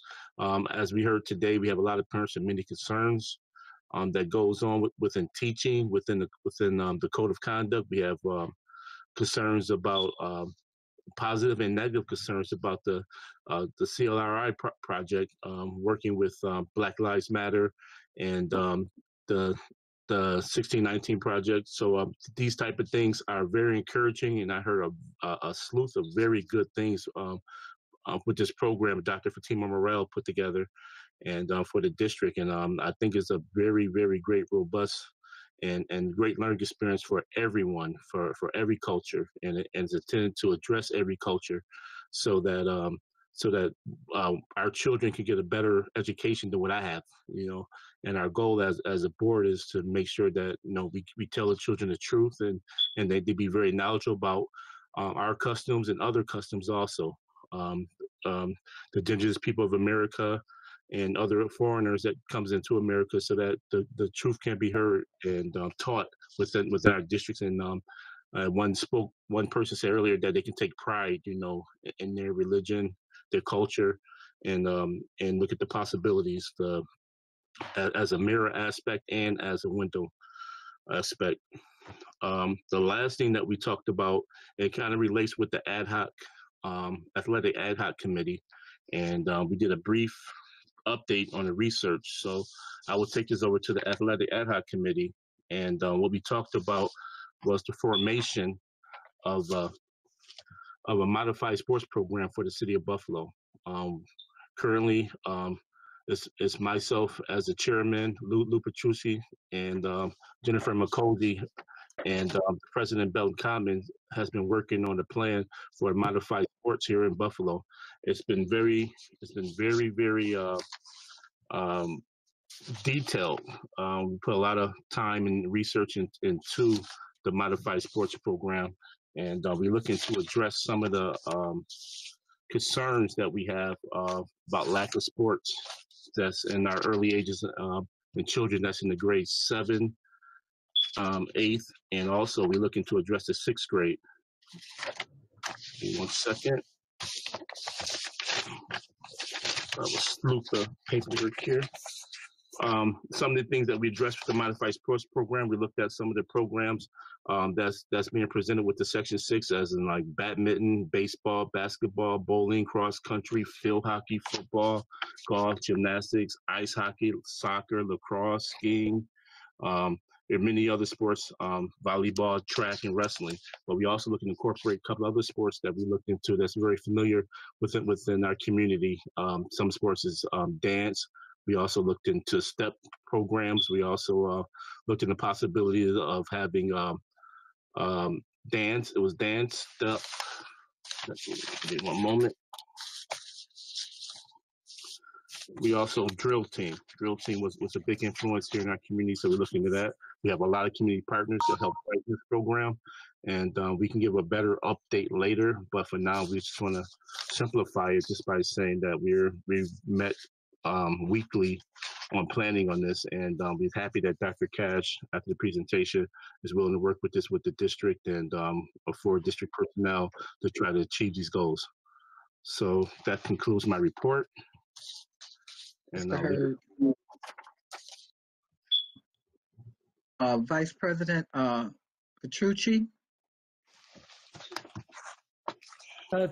Thank you, President Kottman. Just a few things because we were cut off for a while, so I don't know what was discussed. I don't want to be duplicative, but also, I have been working closely with members Woods and Hurd about both the Finance and Ops and Executive Affairs and with the Ad Hoc Athletic Committee, which they both reported out on. I had the opportunity to participate in a Zoom call about the Farm to School program, about getting farm fresh produce to our students, which is important, which is of a high value, particularly at this time as more and more families have come to rely on the district to, in whole or part, help provide their nutrition. So that's good. I'm glad that we are continuing to distribute foods and meals to these families that need it. I did, along the same lines, I just stopped by Discovery earlier today to see how the food distribution was going. There were people waiting in line. To be honest, I thought that there would be more people. There wasn't as many as I anticipated. The other thing too is that I know that Larry's going to address this later as well. But the New York State School Boards Association has a resolution committee. This is when they bring particular topics to the body as a whole for voter discussion, then they put their resources behind them. The deadline for the district to file any more resolutions is this Friday at 5:30, and I believe Larry might have something, don't want to steal his thunder, but he might have something for us. Along the same lines, I'm getting calls from parents about the reopening. I know I mentioned at the executive affairs session that we had earlier. I know many of my fellow board members are as well. I just want to talk a little bit too about CLRI and the Black Lives Matters curriculum. I did receive some phone calls about it. The phone calls that though I'm receiving aren't so much that the parents all seem to preface their remarks with the same types of comments that they want to have these conversations, that these are good conversations to have, that's going to make the district a better place, that they try to teach their kids properly. But a lot of the comments that I'm getting are more along the lines about they want more inclusion in the process, or they felt that there should be more emphasis on Hispanic or Native or Asian culture and the contributions that they've made to the United States and the district and our history as well. So that was part of it. Parents wish they could have been part of the process a little bit more. There were some questions about when an appropriate age is, and some students that were concerned that by teaching this somehow that schools would become less safe because they associated particularly Black Lives Matters with protest, or that somehow there'd be disruptions in the schools, and that isn't true. Dr. Morell has been very good. We've been working I've been presenting these to Dr. Morell, who's been reaching out to families to address their individual concerns. So I want to give a shout out to Dr. Morell. She's been very responsive, and I know that she's been contacting these families that have raised concerns to me as well. So I just want to kind of put that on the table as well. That concludes my report, Madam President. Thank you, Vice President Petrucci. Moving forward, Mr. Scott, Have anything to report out? I don't want to put people on the spot. Jennifer, I'm not sure if you want to report out anything today that on your mind. Hope Jay as well. If there's anything else that you guys want to report out at this point in regards to some of the work that you're doing in conjunction with either your ad hocs or at this point. If not, we can save it for later on in the business meeting when we have open session. It's your call. I'll wait until the end when I present my late item. Problem. Jen? Okay, I have really nothing to report. Most of it's about already. And Board Member Hope J? Thanks. I don't have anything to report either. Thank you. Okay, so I do want to say in regards to the bullying initiative that I hope you've been involved in that over the years. There is a month, I think it is April, like to possibly see if as a board we can do initiatives around bullying for that entire month, because and I'm not sure exactly, I think it is April, to possibly Member Hope J, to see what type of ideas we can come up with to make sure about bullying during that month in a big way. So we've got enough time to start working it. Is Tanja Williams on this at the meeting right now? Like, I don't know if she's here. Is she on the call? Yes. Okay, all right. So I'll reach out to Tanja about that. I just want us to take advantage of what's going on nationally with our children. I think also in that month, cyber is a part of it, as well as other items. So let's move forward with that. Is there anyone else whose mind has anything to share? I just want to share briefly with the board that I am working with a STEM organization who is seeking funding for us to try to expand STEM into our district in a big way. And so hopefully, based on this week's meetings, toward the end of the week, we may have some great news to share with the superintendent and the district as far as funds provided to help us with the STEM initiative. I'm looking forward to a conversation with that. I have received calls in regards to the change in curriculum, and most of them have been very positive. I will be responding to every email that was sent to me in regards to this, and we'll move forward. But with that, with all minds clear, the committee reports set, let's move forward to our consent agenda. May I have a motion to accept our consent agenda? So moved. Woods and Lou Petrucci. Thank you. Lou, and second by Paulette. Thank you. Okay, so the items that I have, and if there are others, please let me know. I have currently item 9B for Terrence Hurd. 9B is, let's see. Actually, it's 9. I just want to briefly state that I read over the personnel and the personnel changes, personnel affairs with instructional personnel changes, the civil service personnel changes, and administrative board changes. And I can't tell, I don't want to speculate, but this is from the names of the new personnel or the personnel changes that we have within the district. I didn't see enough diversity being hired, and I know that it's a huge issue among our district about finding diversity hires or transfers within our district, and finding credible people who want to come work up here in the cold Buffalo in the north. But I would like to have a conversation with the superintendent of possibly forming a diversity task force to try to find different ways or different measures, or look at other cities and districts and how they try to hire more diversity within the school districts.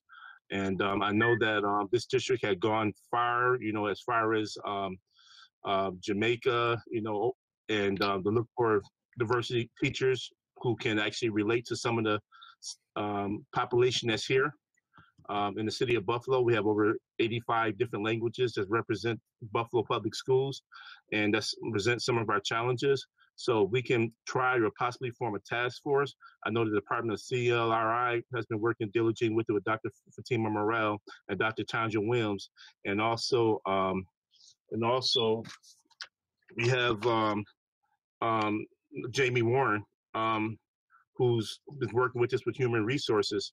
But I just think that if we can maybe get some type of expert advice from somewhere else, or reach out to some other universities, that we can try to close the gap on some of these concerns. I know, like I said, the district has been working hard on it in the past, but I just don't see much diversity as far as new hires. Okay, thank you for that. What I'd like to say in regards to that is one of the things that I am holding the community accountable to is the fact that if we, in order for us to be able to hire people, okay, I saw that, Hope.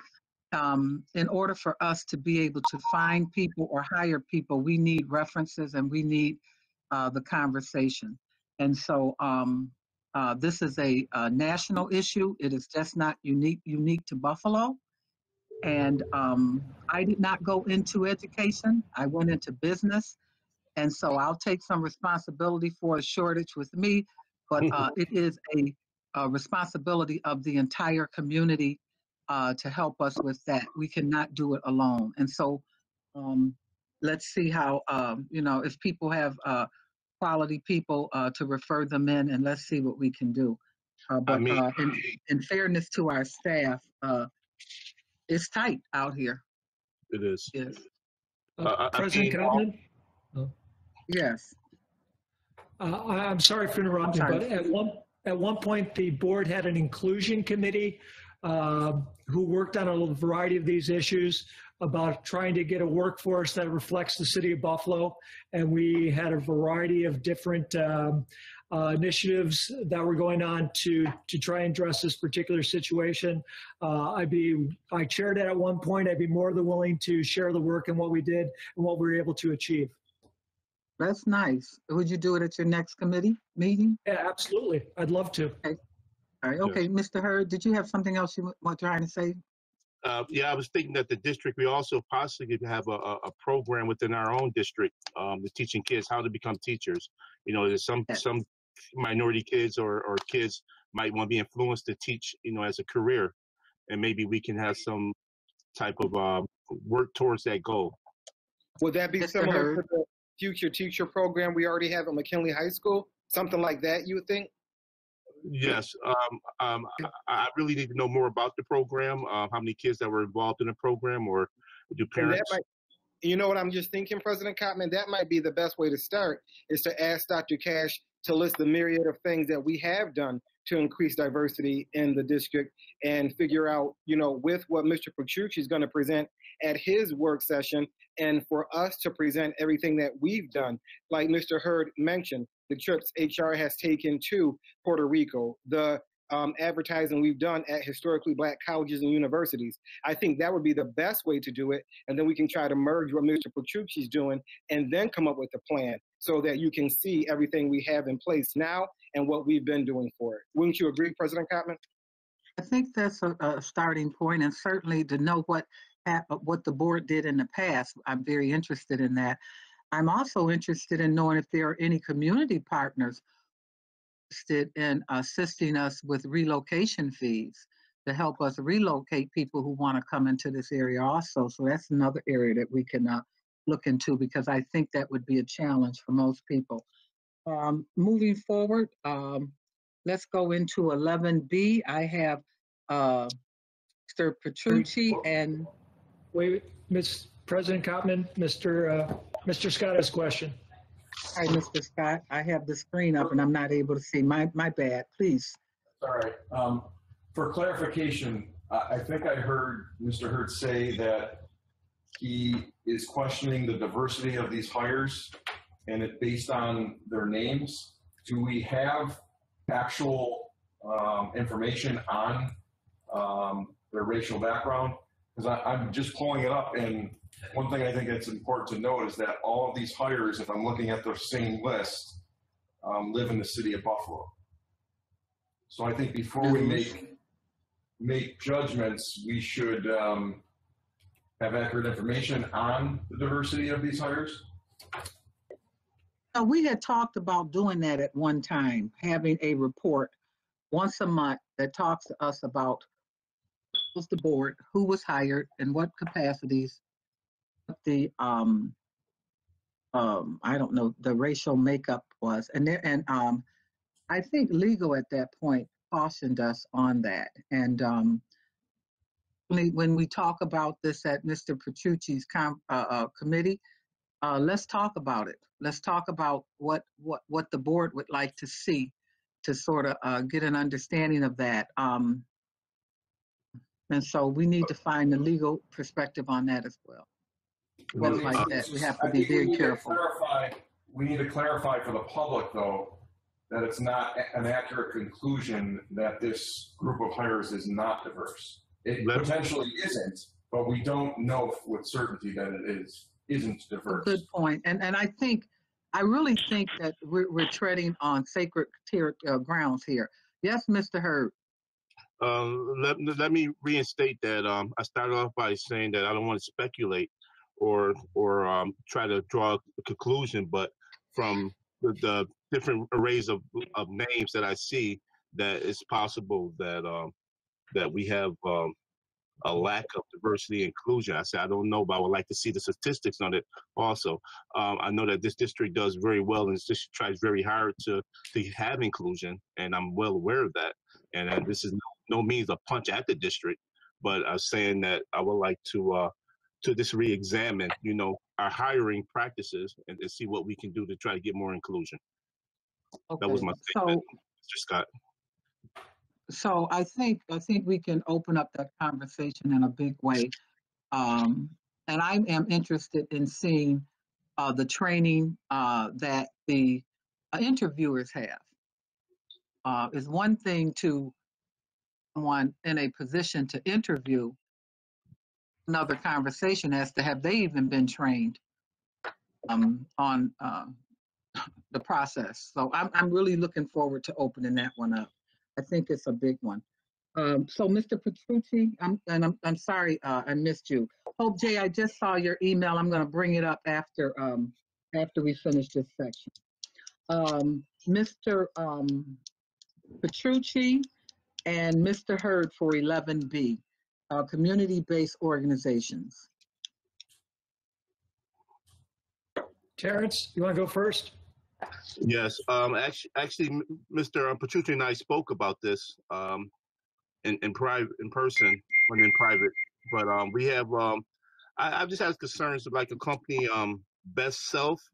It seems that they've been employed for 1 year, and I know that doing some research on them, they have social workers, and they have look like in 6 different locations around Buffalo, 4 in the city of Buffalo and 2 on the outside, and they do supply internships.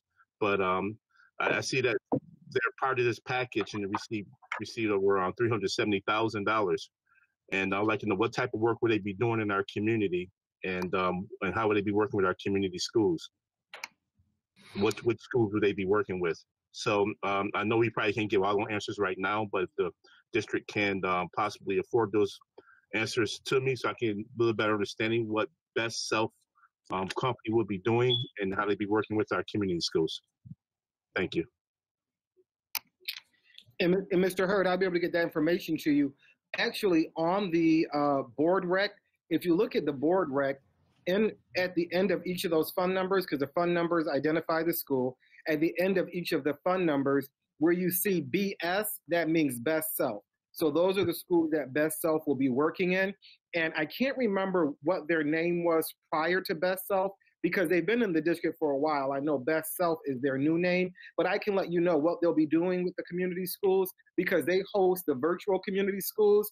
They started that when we went completely virtual in the spring, and they'll be continuing that in the fall. So I'll be able to send to you and the board some of the examples of some of the virtual activities that they do with the students in the community schools on the weekends, okay? Okay. Yeah, it seemed like they had a very robust program, but it seems they, listed as only 1 year in business. It seemed kind of compelling, to ask the question, what can they actually offer? they was in business 1 year. But if you said they had a name change, to get better Yeah. understanding of reflect the time. Yep, you're right. They've been in the district a while. Mr. Scott is trying to say something. Sir. Child and Adolescent Treatment Services, they were previously under, Right. and through the county. And they've been around for years. They provide an array of services and supports, intensive mental health support, psychiatric support to students across the county, across the city. They provide a range of services through our community schools. I've seen nothing but excellent, superb work from Beth South and what was previously Child and Adolescent Treatment Services. Thank you. Okay. Mr. Petrucci, do you have anything to add on that? I do. Just my concern was that in the South District where I'm located, we have two community-based organizations. One's run out of South Side, the other's out of South Park. But there's a large section of my district that isn't really covered. I was just wondering if there's a way we can increase this to have a CBO somewhere down in the Ward or the Valley or Seneca Babcock, Kaiser, Ghost Town, like one of the other neighborhoods that I represent. Mr. Petrucci, I sent you an email. I know it was kind of late when I got that question, but just to be clear, these CBOs that are listed here are just for the community schools. However, there's two community schools in your district, South Park and South Side, but it's for that entire community. It's not just for students that attend those schools. And again, these CBOs are only in our community schools. It's not the CBOs that may operate at other schools, but this is community school specific for this board rec. Thank you, Dr. Brown-Hall. It just said many of my parents have transportation issues, and oftentimes they could avail themselves of their services at their other locations. That was just the point that I was trying to make. I understand. Good point. I'd like to bring up my concern about the community-based organizations and the contracts. When the community schools were being formulated, the ideal behind that was to make sure that community organizations were able to benefit from these community-based contracts. And where I've been told that they do utilize certain people for certain things, I want to take a deeper look into that in our Finance and Ops Committee to find out how we can make it easier or to assist our minority women business enterprises so that they can participate in this. What's happening now is that an agency has to go, community-based organization has to go through through one of these organizations in order to get paid. And when I looked at the EEO, and I wish you would bring that up, the EEO mix, I only found two that really were reflective of our school district. Two had very few Hispanics, very few Asians, and very few African Americans that were employed proportionately so. And so I think as we move forward, we need to start having some expectations from these organizations if they're going to work within our schools, that they start hiring people that mirror our students. That's my editorial comment. Jennifer Makuzi, you have something you'd like to share. I think I'm gonna, because it doesn't really fall under this, but it does. I'm gonna share it a little later. I just wanted to bring up a concern, but it's more around Say Yes than the community schools. So okay. I'll bring it up later for sure. Don't let me forget. Thank you. I won't. Mr. Hurd, you have 17B. Yes, 17B. Reading through the reading through the contract, it said that that they was going to have job placement, and I would like to. Is there a report for the job placement? And is there did they submit that to the district? And can we view it for the placement that they did in the past? I see they've been working with the district a number of years, and I'd just like to see who do they place and how do they get placed as part of the contract. Okay, that's something to be had, an executive under educational support. Ms. President Cotman, we do have Rob Harris, who is our director of CTE, on the line, and maybe he can let us know if that report we can send to the board. Rob? Good evening, board. Good evening, Superintendent and President Potman. I just want to explain that this is a 7-year program where we start off with a planning year. We are currently in our 7th year. Students haven't graduated from the college yet in order to be put in line to apply for the positions. Currently, though, this vendor is providing internships for our students at the prevailing wage. So they're actually working on his site with them since they graduated from school before they attend Alfred State College. These young men will be going on to Alfred State College, and he's already talking about having them come back during their downtime during the summer months. And then he's probably going to offer them employment because he enjoys what they have done since they have been working with him in their internship program. Thank you, Mr. Harris.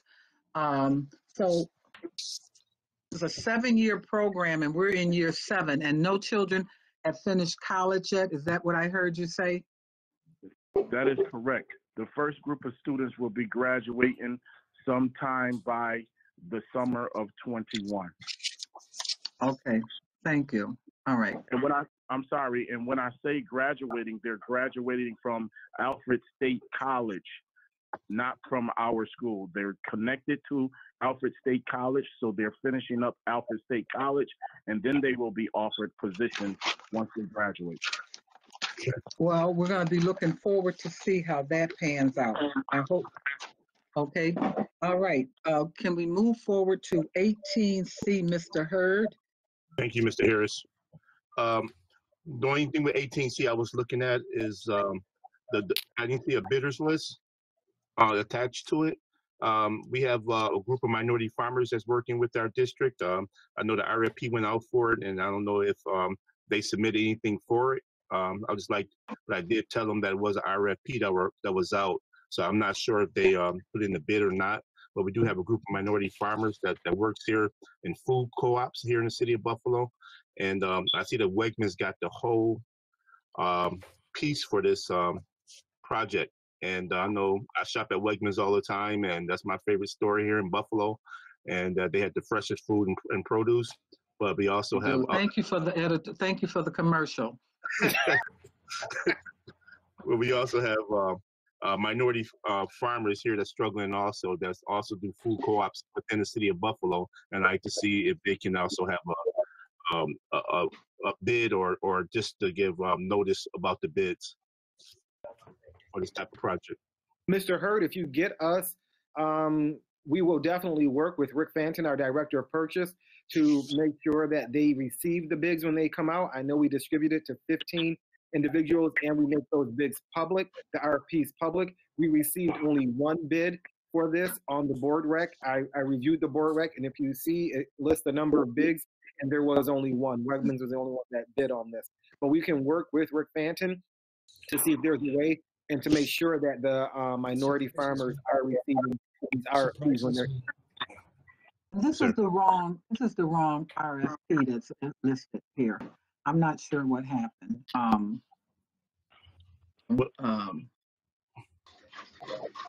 Okay. So 19C also, Mr. Hurd. 19C, after reading through it, I'd like to see what real estate property was acquired. It didn't state what property was acquired in this bill. Thanks, Mr. Hurd. This is Nate Kuzma. No real estate has been acquired, but as you recall, last December, the board authorized the district to pursue the purchase of the plot of land across from City Honors, yes, commonly known as Fosdick Maston Field. So I began working with a specialist in commercial real estate to begin working on that transaction. And at that point, COVID-19 hit and things shut down. So that project is stalled for the time being. So we have not yet acquired that property, but if and when, things clear out in terms of COVID and we revisit that project, we'll have to make a determination as to whether it's still a priority to pursue that. So that's what it's in regard to. And at this point, we haven't acquired anything. Thank you, Attorney Kuzma. All right, next up is Jennifer McCuzy with question on 21B. Yes, thank you. Thank you, President Chapman. So my question was just basically on our strategy in order to disperse this great donation across the board.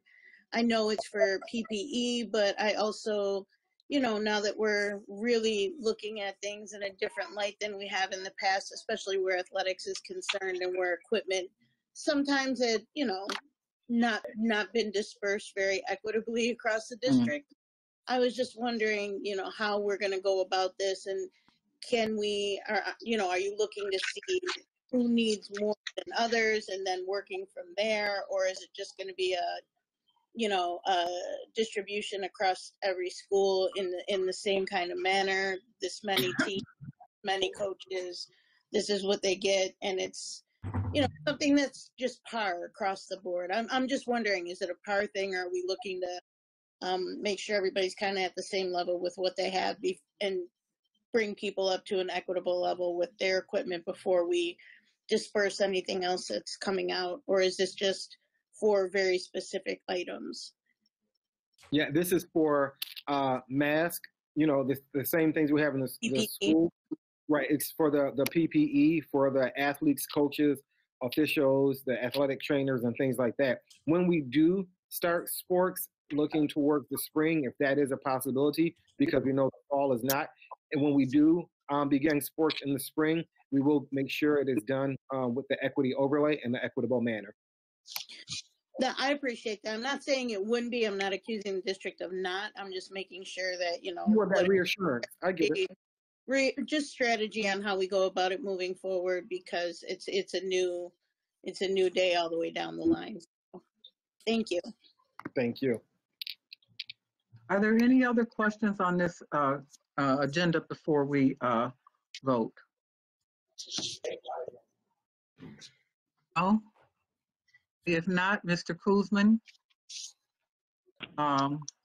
poll our board, please. Yes, on the consent agenda, how do you vote, Dr. Kathy Evans-Brown? No exceptions. Mr. Hurd? No exceptions. Ms. J? No exceptions. Ms. McCosey? No exceptions. Mr. Petrucci? No exceptions. Dr. Rivera? No exceptions. Mr. Scott? No exceptions. Ms. Woods? Ms. Woods is no longer on the call. I'm not sure where she's at right now. President Belton Cottman? Absence. I couldn't hear you, President Belton Cottman. Exceptions. No exceptions, okay. Consent agenda passes. Okay, thank you. Okay, so board members, we do have a couple other things we need to talk about.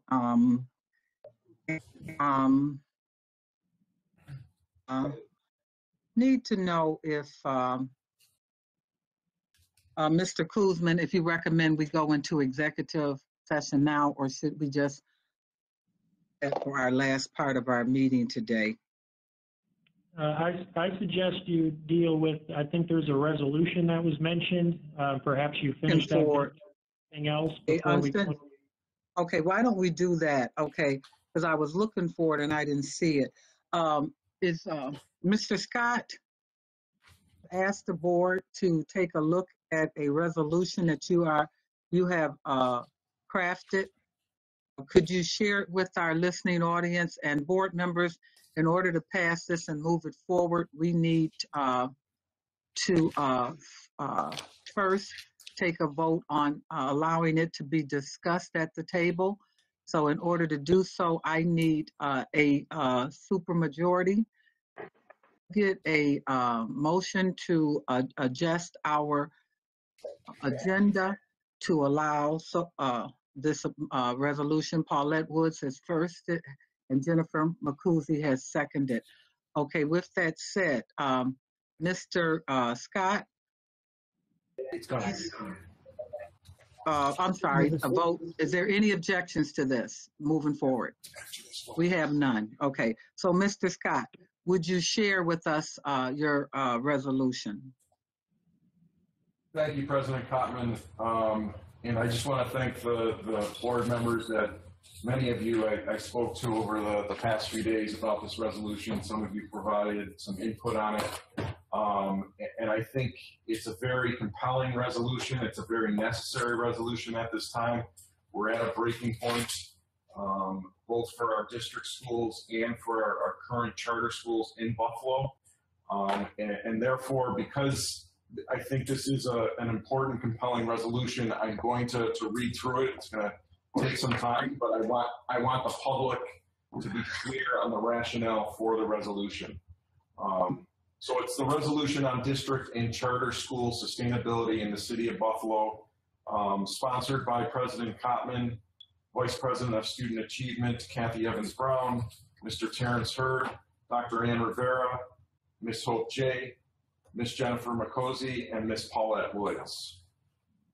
Whereas New York State Legislature enacted the charter school statute in 1998, and whereas since the statute was enacted, the Buffalo City School District has worked enthusiastically and supportively with charter school partners across our city, and whereas our commitment to school choice for parents was notably demonstrated when in 2003, as permitted in the school charter statute at the time, the district sponsored and authorized Enterprise Charter School, whereas the district went further in 2004 by converting public school number 68 into Westminster Charter School, again establishing a new standard nationally for embracing school choice for parents, whereas now with the creation of community schools in state law, the Buffalo City School District stands second to none in delivering the broadest array of schooling options for discerning parents who want the best education and services for their children.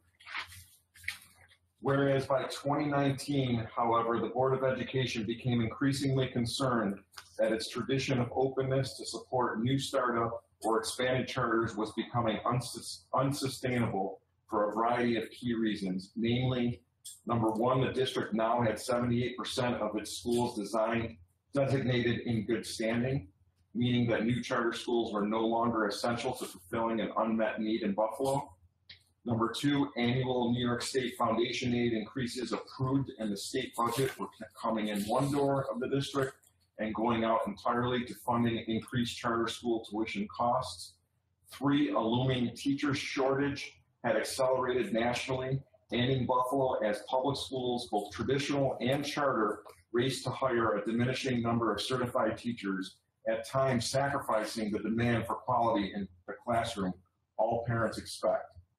Four, 26 of our 60 traditional public schools became community schools, eliminating almost altogether any unmet need in the Buffalo Public Schools. Five, the enrollment rate of charter students in the city of Buffalo surpassed 20%, although the 98 statute stipulated a maximum 5% rate unless significant unneed met was established by the application or the district consented to the charter application. And whereas it is now clear that funding new charter school seats and expanding or startup charter schools directly results in underfunding and damaging the education of traditional public school students, whereas growing BPS expenditures to charters will amount to approximately $153 million in the 2021 budget, $138 million in tuition, and $15 million in other services. Whereas new charter school approvals and expansions are now pitting one set of students against another, with traditional public school students disproportionately and negatively impacted by having state aid increases set aside to fund newly approved or expanded charter schools. Whereas the city of Buffalo has now reached its breaking point, the New York State Board of Regents and the SUNY Charter School Institute can no longer saturate the city of Buffalo with more and more charter schools without children in other public schools, both traditional and charter, paying an unacceptable price and a harmful teacher shortage, reduction in services and supports, and unwarranted redundancy. Whereas affirmative votes cast by the Board of Regents members and SUNY Charter School Institute trustees approving these charter school applications will cause the children of the Buffalo City School District to face unrecoverable harm to their notably improving education in traditional public schools. And whereas the Buffalo Board of Education has conducted public hearings on the proposed charter school applications, reviewed their school designs, and determined that the proposed applications do not fulfill an unmet need in the Buffalo City School District. And whereas the Buffalo City School District maintains ample available seats in both elementary schools in good standing and in distinct secondary school programs that serve students who have withdrawn from schooling or are at risk of doing so. Therefore, be it resolved that the Buffalo Board of Education in agreement requests that the following pending charter school applications be denied as a result of the considerations expressed herein. Number 1, Buffalo Commons Charter School.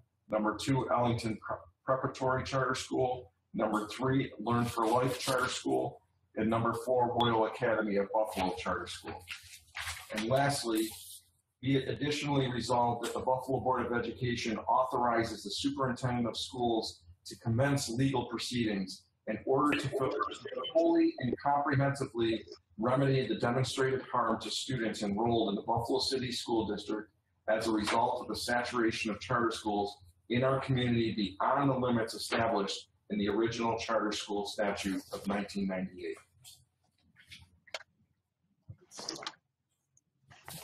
Thank you, Mr. Scott. I just have some clarity here. Why wasn't it listed as submitted by Larry Scott to the board so that he can take credit for the great work that he did in putting this together? Can somebody give me a clarity on that? I defer to Mr. Scott. Mr. Scott, well, I had it introduced from all of us. I suppose it could be amended to say introduced by myself. Submitted, yeah, submitted or, introduced by you and something. I just want, you put a lot of work into that, and it's a very well written document. And I just want, granted, it appears that the board is unanimous in that. Would you like to have, is there any board members that would like to, have an open discussion in regards to this, or did that, what Mr. Scott put together, was that a mouthful and that was enough for all of us? Any additional comments? Yes, Mr. Petrucci. Thank you. I think it accurately, Board Member Scott's resolution accurately reflects, in my humble opinion, so many concerns that the board has raised, and about our concerns going forward and the impact of the never-ending stream of charter schools is having upon our district.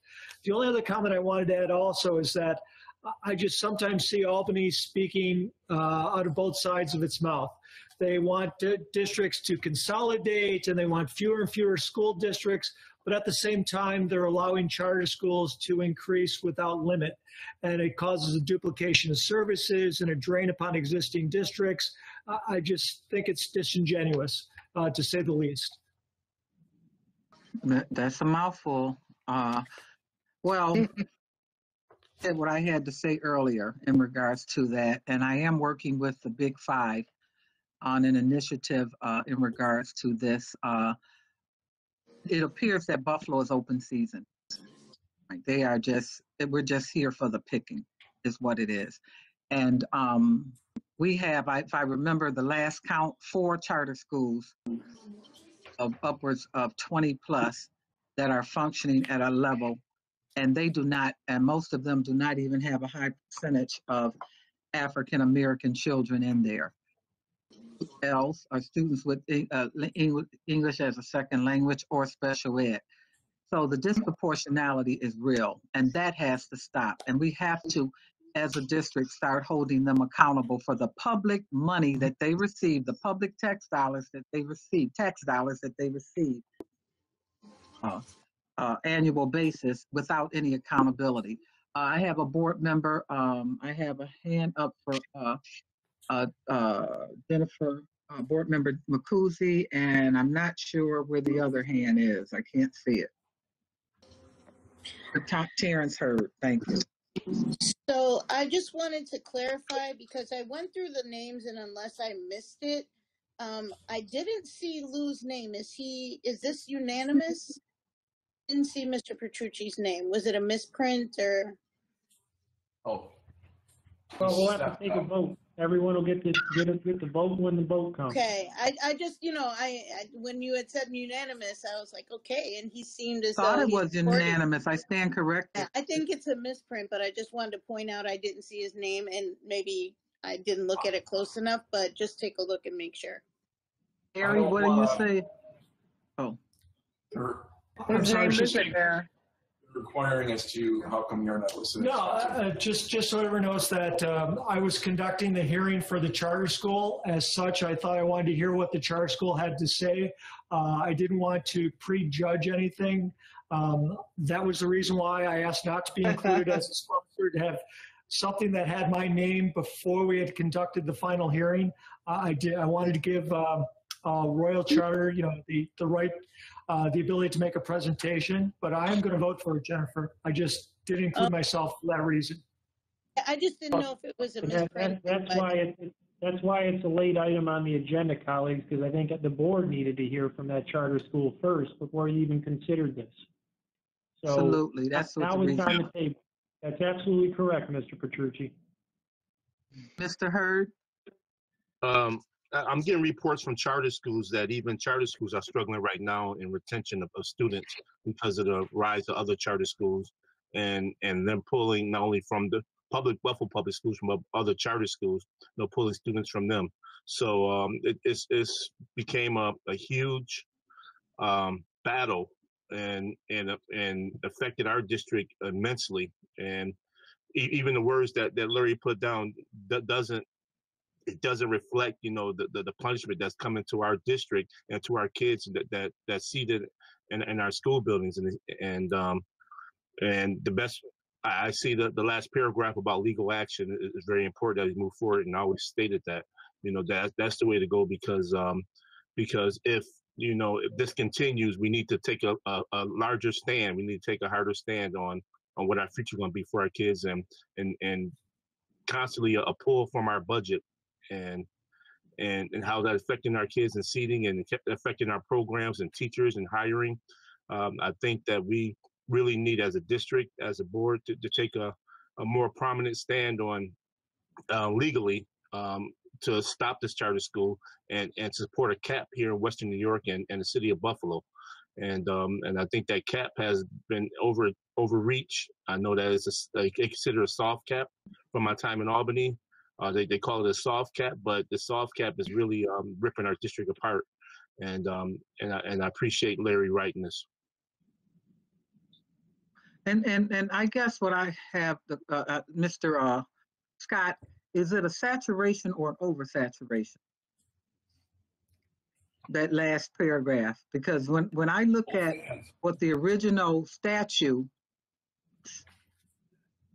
if I remember right, we never were supposed to be more than 15 or 16 schools that were supposed to be charter.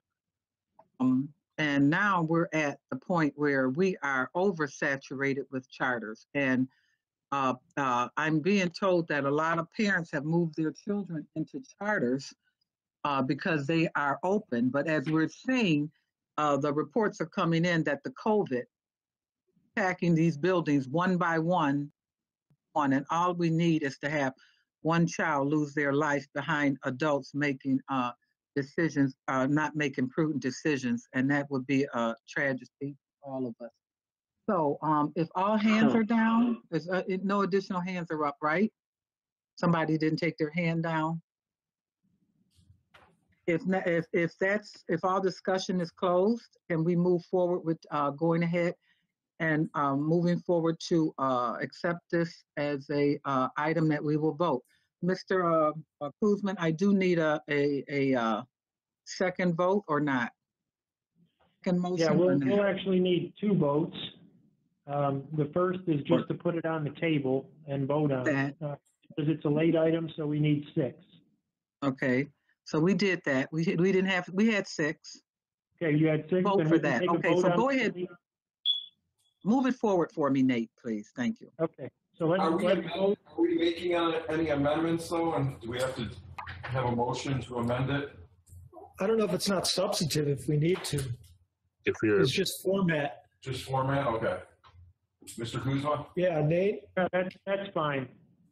So if there's no objection to it being on the table from any board member, then we can move forward to a vote, a roll call vote on the resolution. And that will require 6 votes. Okay? So how do you vote on the resolution, Dr. Evans-Brown? Yes. Mr. Hurd? yes. Ms. J? Yes. Ms. McCosey? Yes. Mr. Petrucci? Yes. Dr. Rivera? Yes. Mr. Scott? Yes. Ms. Woods? And President Belton Common? Yes. Thank you. Resolution passes.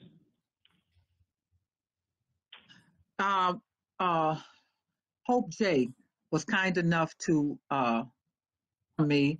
I hope. Do you want to talk about it? What you researched since you've been here, and what you discovered. Yeah, well, after you mentioned that you thought that the National Anti-Bullying Prevention Month is coming up, it actually is starting in October. So I sent around an email to the board and to Dr. Cash.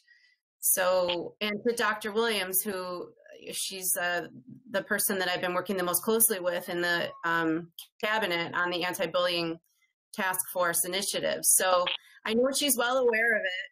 And I just would like to touch base with Dr. Williams to see what, if any, initiatives are planned for the district, and that we can publicize that and make sure that everybody is aware, from the board to the parent groups to administration to everyone. Darren, you look like you want to say something. No. Oh, no.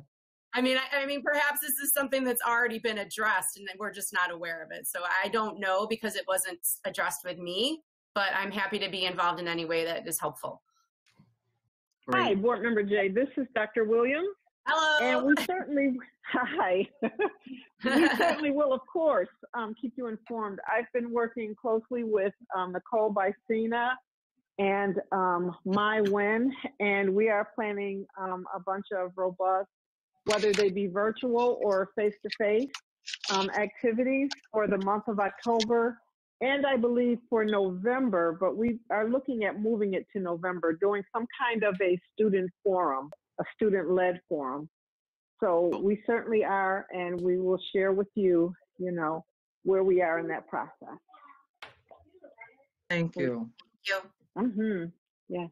So thank you. We're glad to see that, because bullying is a big issue, and we want to make sure our children are exposed and educated on that. So that's great. Okay, so board members, we do need to. Mr. Common? I'm sorry. I have one more lead item that should be quick. But before I get into that item, I just want to close out on the resolution.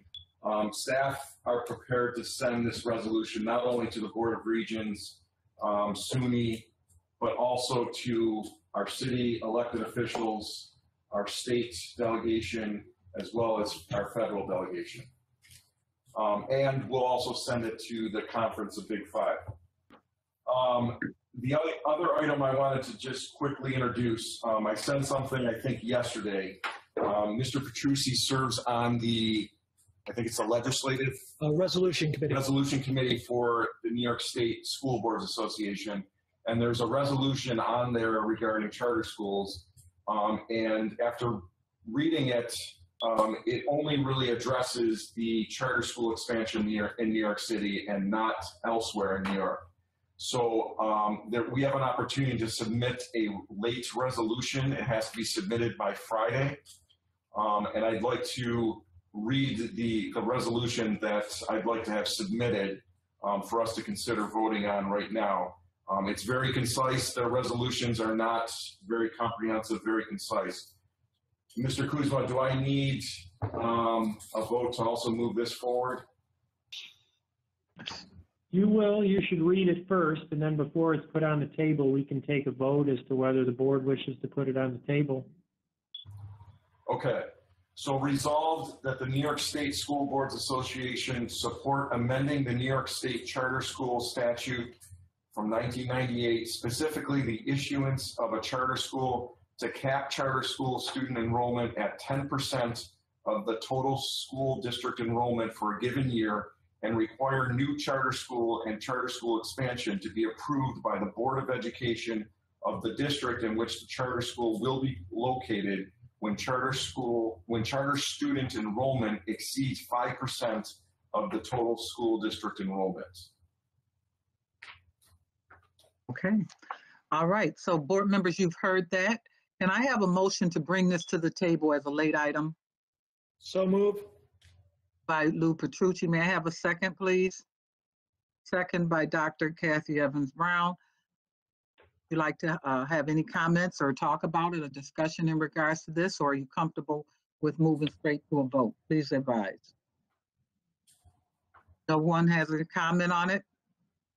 No objection to having it on the table? I'm sorry, no objection to having it on the table. No objections. No objection. Hey, everyone's good with that? Okay, so Nate, next thing we do is bring it forward. No one has a conversation on it, a discussion on it, so we're forward with our vote.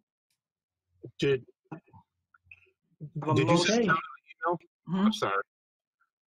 President, I mean, was this sent out as an email to us?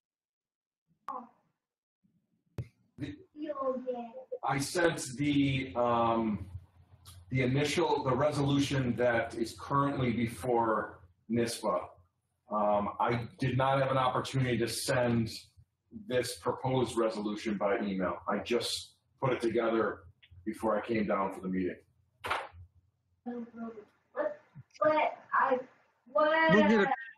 We'll get a copy of it.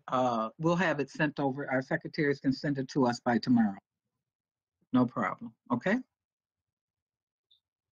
Okay. Any further discussion, or would you like a vote, Madam President? I'd like to move forward with the vote. Okay. How do you vote on the resolution proposed by Mr. Scott, Dr. Kathy Evans-Brown?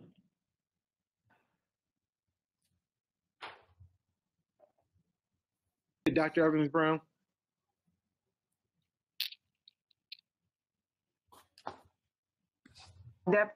Technical difficulties, but yes.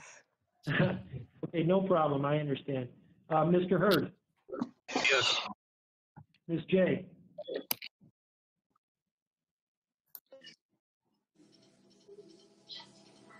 You're muted, Ms. J. I unmuted. Can you hear me now? Yes. I unmuted before. Yes. Yes, okay. Ms. McCosey? Yes. Mr. Petrucci? Yes. Dr. Rivera? Yes. Mr. Scott? Yes. Ms. Woods? Yes. And President Belton Common?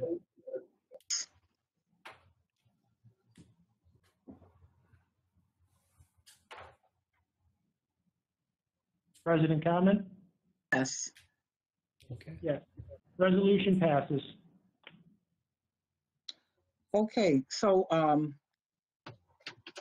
you need before we're going to do our bereavement, our list of bereavements, and then we are going to move forward and we will go into executive session after that. So Mr. Petrucci.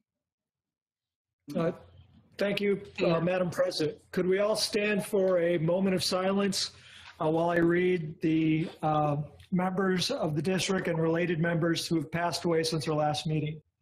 Yasmin Young, who served on the CPAC committee for more than 20 years and represented the Ferry District. August 30th, Tina Giordano, typist in the Transportation Department, brother of Paul Giordano, typist at School 18. September 1st, Eddie Clavoon Sr., father of Eddie Clavoon, research aide in the Office of Federal and State Programs, and Catherine Clavoon in our Food Service Department. September 6th,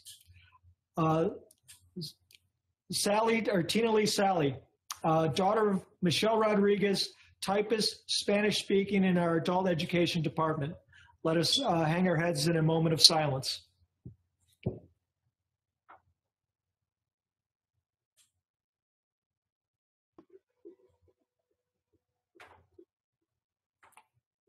Thank you, everyone. Thank you, Vice President Petrucci. Moving forward, we need to go into executive session. I need, may I have a motion to go into executive session for the purpose of discussing the discipline of specific district employees. Mr. Hurd? Hurd, so moved, and Jennifer Macusi second. Thank you. Any objections? Okay, thank you. All right, so we're going to come down so that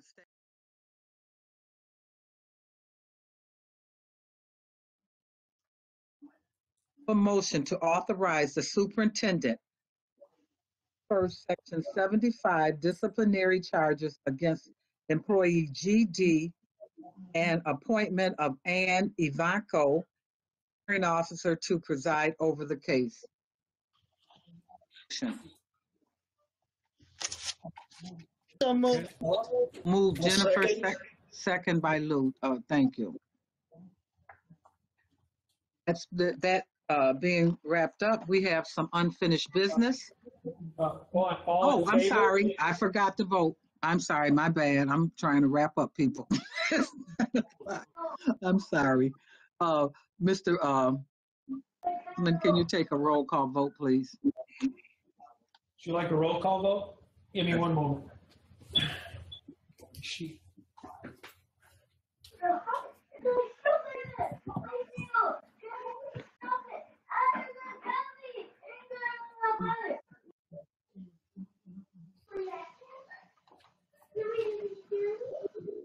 How do you vote, Dr. Kathy Evans Brown? Yes. Mr. Hurd? Yes. Ms. J? Yes. Ms. Macozy? Yes. Mr. Petrucci? Yes. Dr. Rivera? Is that a yes? Yes. That's Mr. Scott? Yes. Ms. Woods? Yes. And President Belton Cobham? Okay, thank you. Motion passes. Okay, so we can do our unfinished business section now. There are certain things that board members have asked me to bring up at the table. I'm not sure, is Dr. Cash still in on the call, is available or not? No, he is not. He had to be excused. Has to be excused. Wants to talk about Darren, and I guess you're going to talk about Darren, and I guess you're going to have to fill in a gap. They want to talk about the action that was taken as far as suspend the fall program. My impression as of Monday that that decision had to be made by Tuesday. I'm finding out now that the decision did not have to be made by Tuesday. It could be made by today, which would have given this board time to and what Section 6 was doing. And so several board members have concerns about. You mind if I sit over there? No, please. Means to our student body. So who wants to start? Jen, do you want to start? Just for clarification, Mrs. Cotman, it is our understanding that that information had to be submitted by noon on Tuesday. So I'm not sure where you heard otherwise. If you can let us know, we can correct it for whomever told you that. Time did Section 6 turn their information in? I'm not sure, but the districts, I believe it was noon on Tuesday. We were required to provide a decision before Section 6 decision, is what you're saying? Well, I think they met for 2 days. What I'm telling you is that we had to provide our decision by noon on Tuesday. I don't know Was it sent to? Who did it have to go to, Darren? I don't know. I just know we had to submit it. But I do know Section 6 had meetings prior to that also. Okay, so who did you submit our decision to? And I don't know because I did not submit it. So I don't know who it got submitted to. All right. Jennifer, are you ready to speak? So my concerns with this is beyond just the fact that sports, may be played, may not be played. My concern is the relationships that the coaches and the coaches' staff have with these students. These are mentors on a whole nother level. These, having daughters who were very close with all their coaches. It was a very integral part of my, my growing up as well. Coaches stand in mentorship and help guide and motivate. And I'm wondering how this affects that relationship. I understand without playing these sports, and that's a whole nother thing, because if we're allowing this on a statewide level, and there's certain sports that don't coincide, like cross country or sports where you really don't, the issues aren't as prevalent. But for me, I'm wondering if we're choosing cost of paying coaches and this supportive staff over the impact that it has on students. A lot of our students would much rather not participate. You have students who use the fact that they play sports and have to keep up a certain average just to come to school. That's just a fact, and it's more than anybody would like to think. If I don't pull that 85, I can't play basketball, I can't play softball, I can't play. So that's their motivation. So to me, I'm wondering what the support system would be if we take sports out altogether. Do we keep these coaches as mentors? Are we coming up with some type of an agreement where cost is concerned? What are we doing as far as that mentorship piece? Number one. And number two, knowing that, districts around us might be competing. What's our narrative? What are we telling our parents and our caregivers and our constituents around why we're not competing with them? So, well, I do know during the work session last week, Dr. Cash gave you the reasonings around that and the recommendation of not having sports. And he also put it in the statement about the safety and welfare for our students. I mean, like right now, we're completely remote learning right now. There are unfortunately cases of COVID popping up in other school districts at this point in time. So as right now, we don't have any fall sports. And that was because of what Dr. Cash mentioned last week and the advice of the Health Advisory Council, as he explained last week during the work session. So, and this is why I said with the decision that's made today, right? So I'm with the fact that we don't, and this goes back to my original point, if we don't have fall sports because of that, one of my main reasons for even bringing that up is for the folks who weren't privy to the work session last week. I'm glad you brought up what was brought up. I'm not trying to contradict. I'm saying what is our narrative. So thank you, because that would be the narrative we give, correct? That the wellness, the fact that we have a health advisory committee that helped us along with that, this is what I want the public to hear. My main concern is that mentorship, that piece. Are we eliminating, because we don't have fall sports, are we eliminating that relationship? It was brought to my attention that coaches are not to contact students I don't know if that's rumor or hearsay. I don't normally play into that, but I heard it from multiple folks that coaches are no longer able to connect with students or able to have that, that back and forth. And that's so And that crucial. was no, and Dr. Cash, that was brought to Dr. Cash's attention today because that rumor was brought to Dr. Cash's attention. And I'm not sure, as educators, that we would ever tell an educator not. If you have a relationship with a student, you want to check on that student, see how they're doing. We always encourage that. We have teachers that do that don't even teach the students anymore. When I was a teacher, 1 year I taught all freshmen. But I also follow them through. How's it going? How's the family? You check on your students, and coaches do that, regardless. And so Dr. Cash did look into it. There was no directive given that coaches can't contact students. That, to me, that doesn't even make sense because it does make sense. I'm just disagree with you, and that's fine. I disagree with that, and that's fine. But what we always encourage in this district is the relationship between students and adults, because we know that many students are looking for adult role models and other adults to fill the gap, right? And so that's what we do encourage in our district.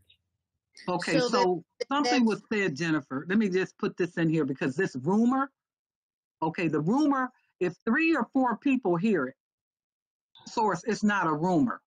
Okay. Oh, it's still a rumor. There's been rumors about it's me. It's not a rumor. If 3 people it's from still a rumor. Darren, people here, it's still be a rumor. Let me help you.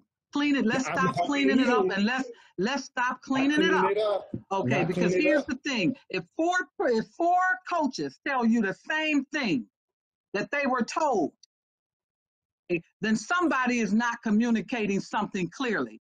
Because why would 4 coaches say the same thing? If it's not true. Did they say who they were told that by? Me about this district. We're big on cleaning things up. Somebody made a mistake in directing those coaches. A mistake because 4 of them said the same thing. Can you tell me who told them that? Tell you nothing because you'll wait a minute, because they'll be punished.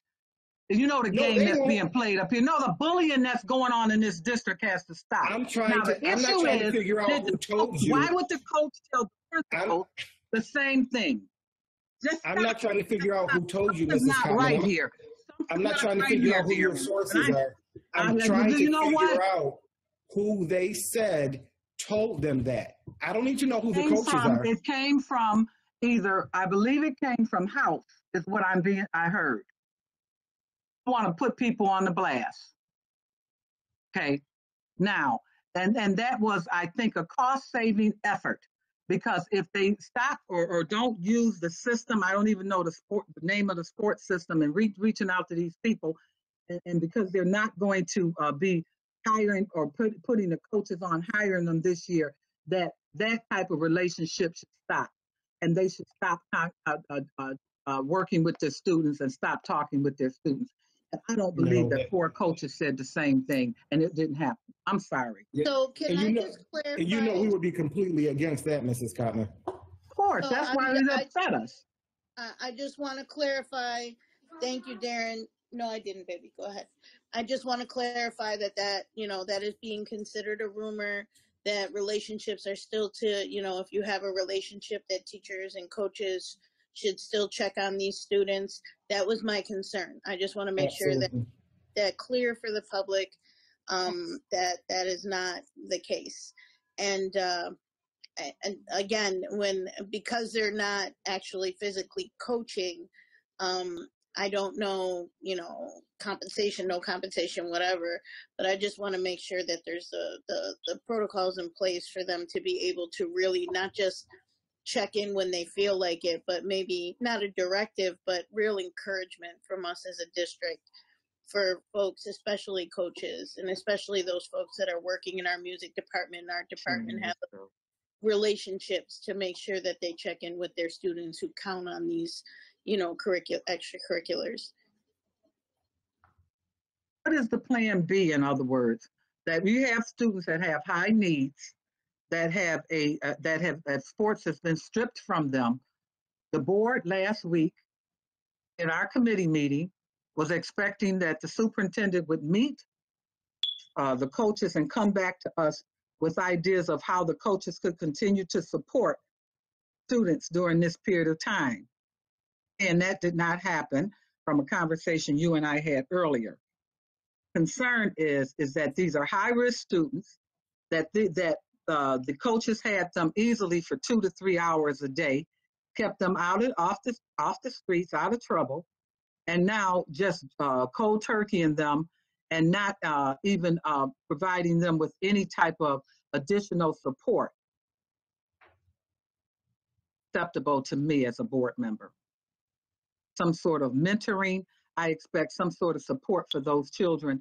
These are high-risk individuals who, in most cases, sports is what's holding them and keeping them together. And what a parent to this is that her son has lost interest in coming back to school because that's what it was, his driving force, and that's what kept him there. So I'm concerned about it.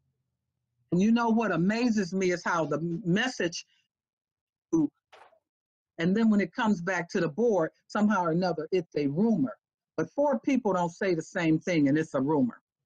Yes, they I'm do. sorry. Rumors don't work like that. Not from 4 individual people. In my book, didn't get together and start singing a song together. They were told that. And I'm concerned about that. Yes, Mr. Hurd. Okay, from listening to the conversation, it seems that nothing was submitted to the Section 6 or to the New York State High School Athletic Association. So something was submitted, Mr. Hurd. We don't know by whom. Yeah, because that's not my area, but I do know that it was submitted prior, right after, I believe they sent Dr. Cash sent the press conference or the press release out. It was submitted that same day. Okay, so September 21st is the day that teams can practice across New York State for fall sports. Not all fall sports. Right. I believe it's football, volleyball. Football is not till March 2021. High impact sports aren't till the spring. It's very few sports, actually. Very few sports. Soccer, field hockey, volleyball. Lower moderate impact sports. Swimming. Right. Swimming, yeah. The runners get out there, they'll go for a run. They don't need a coach for that. Okay.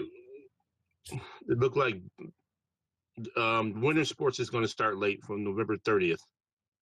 That includes basketball, wrestling, hockey, bowling, skiing, indoor track, cheerleading, swimming, and diving. We have to look at the winter sports also as we go into this conversation, see what's going to happen down the line. If we do reopen schools, if we find that, and by looking through our health advisory council, that we can have some form of in-person school, we need to look at our winter programs also and see what we can do with that. I think that just by narrowing it down, we should always have relationship. Parents should have a relationship with their teachers, coaches, trainers, etc., and that should go through the parent to the teacher with permission, or to the coach with permission, because overall, there has been coaches who always train the kids. They always work with kids, throughout the summer months, throughout the winter months. They're constantly working with our kids, and I believe that Jennifer has a great point when she says that that relationship needs to stay intact. We can work those relationships, and that's what our whole program for learning is about, building those relationships and helping our children out. So we should really pursue those goals and also concentrate what's going to happen in the winter goals, since the district already decided that this year we're not going to look into our fall sports programs. Mm-hmm. Okay, what fall sports actually were canceled? You're talking about football. What else? Soccer, cross country, swimming.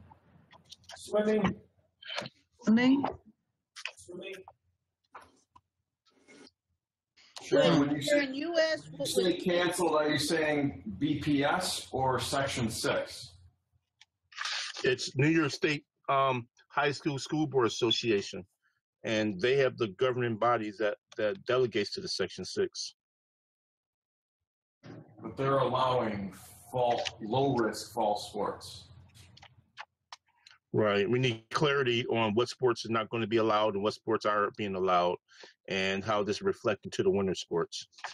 Regarding see if we're in a position to allow in-person school to open back up. This also affects modified sports programs.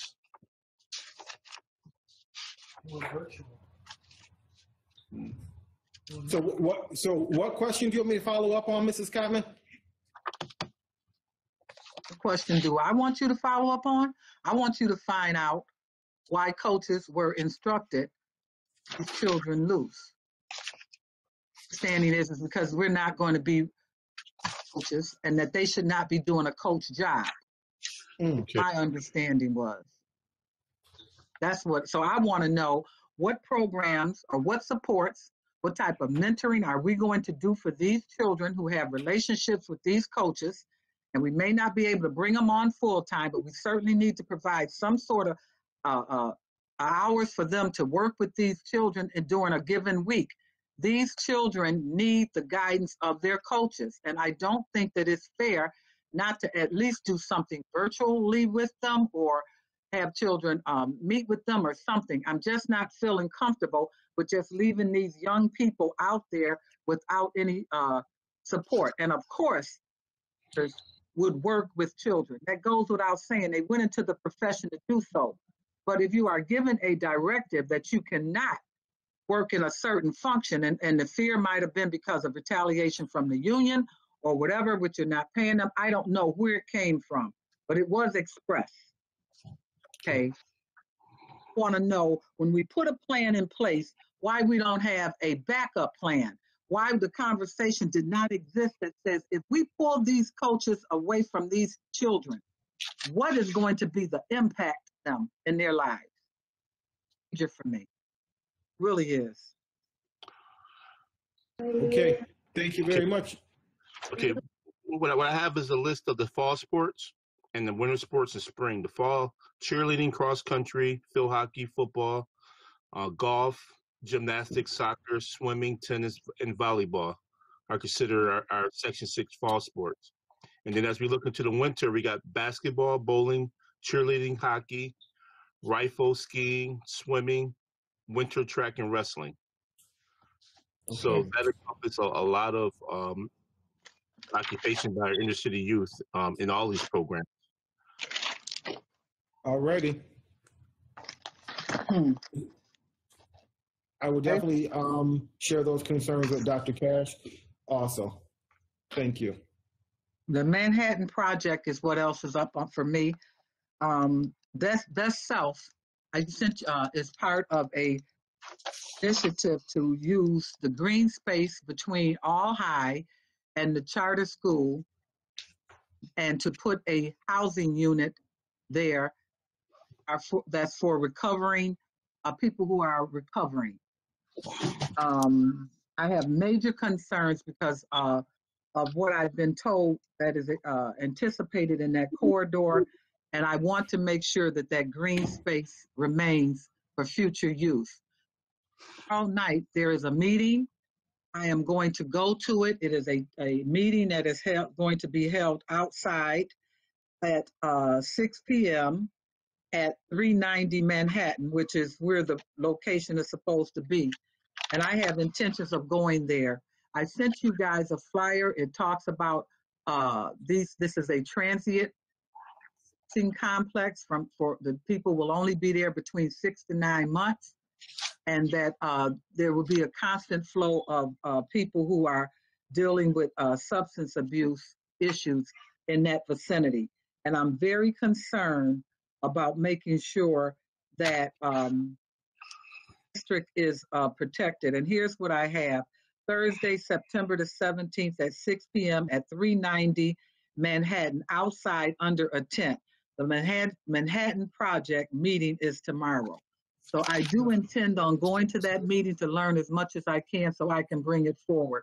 But I'm very concerned. I've also been told that a 900 unit apartment has been proposed for on the other side of Bennett High School. And so I want to find out more about that as well. Lou, do you know anything about that? Has it gone to the planning board? Is it through the zoning or anything? I don't believe it has, Sharon. I was unaware of anything 900. The ones that we were discussing were smaller and they hadn't been. The only thing I would just say is that there's been a series of court decisions that pertain to people that have substance abuse issues that New York State considers that a medical condition, and we cannot discriminate against people who have medical conditions. So oftentimes, homes for people that have substance abuse or alcoholism, whatever it may be, it's very difficult for local municipalities to place any type of restrictions upon those types of housing situations.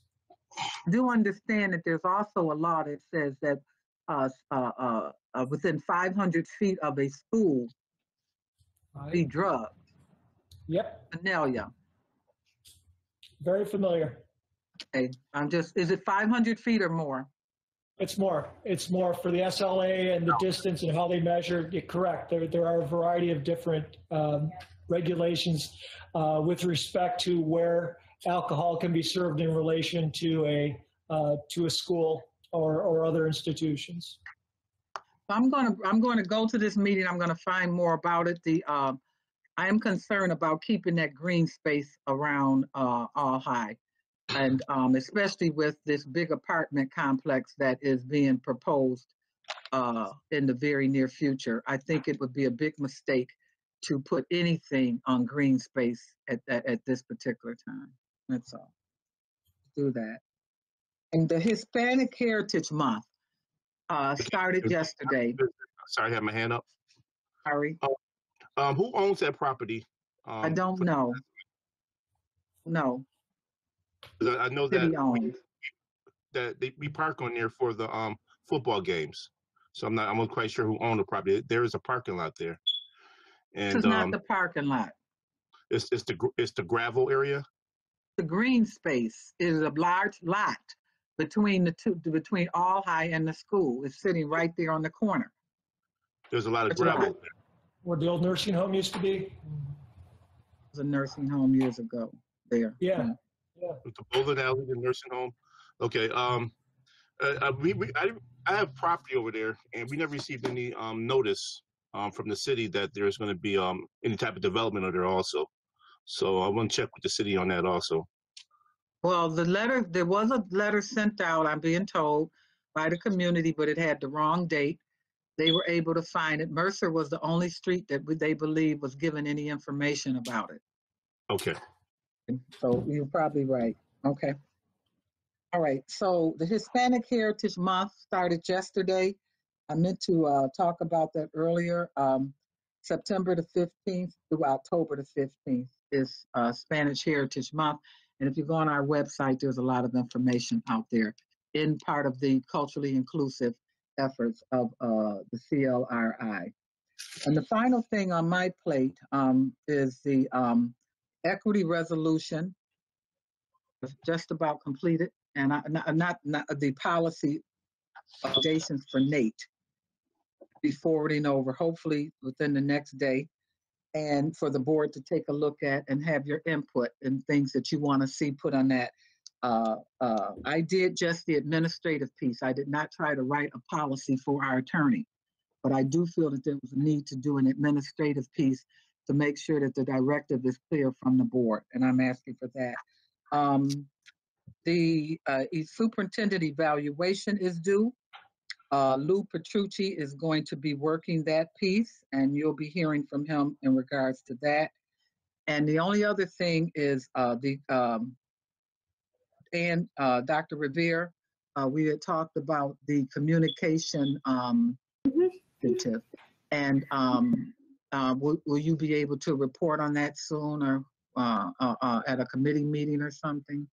I'm hoping so. I'm waiting to work with staff on their end of it to talk a little bit about what their needs are. And I will Okay. kick that off tomorrow, get some information, we'll move forward with it. Thank you. Is there anything else that the board would like to talk about at this point? I just wanted to bring up something so I didn't forget, and it's nothing we have to really discuss now, but I'm curious, and Darren, maybe we can go over email. With the Saturday academies, I'm hearing from folks that when Saturday academies begin, there's a real, discussion around how there may not be a lot of folks present, and maybe what other services can be offered with Say Yes, in conjunction with the Saturday academies. How can we utilize that time, that money, that space, to maybe do something that's more, I don't know, that we know we're covered in case a lot of people aren't able to utilize that time. People are on virtual all week long for school. Maybe they don't want to do that on Saturday morning. Like, it just, it's been a concern that's been brought to me multiple times. Like, I'm not going to be able to physically go there. Why would I do that? There's, no matter how much I kind of uplift what the Saturday academies might bring and try and encourage people to give ideas, it's more around what else can they do other than make a sign on a Saturday. So I just want to bring that to the table publicly to let folks know I am addressing it, and then we can go back and forth over email and I can update people. Do you want to reach out to David Russ, or do you want staff to reach out to him? What do you have any ideas of what that would look like, Jennifer? I can find out the folks who I have the folks who have been contacting me. It's now 7 people who have been bringing this up consistently. So I can solicit suggestions or give it to staff. I'm looking for guidance. I don't want to overstep my bounds and try and discuss what that looks like as far as curriculum and things like that. But And I just want the to beauty make sure. of, and Mrs. McCosey, to Ms. Cottman's point, if you have any ideas or if the community has any ideas, the beauty of it is that there will be virtual Saturday academies, and now people aren't bound by geography, right? So it's not really a having transportation to get there issue anymore. You can visit any of the Saturday academies because they are virtual. And if this one is doing something you like, you can log on to this one. If this one is doing something, you can log on to that one. So I know they're soliciting ideas also of what families and students are looking for.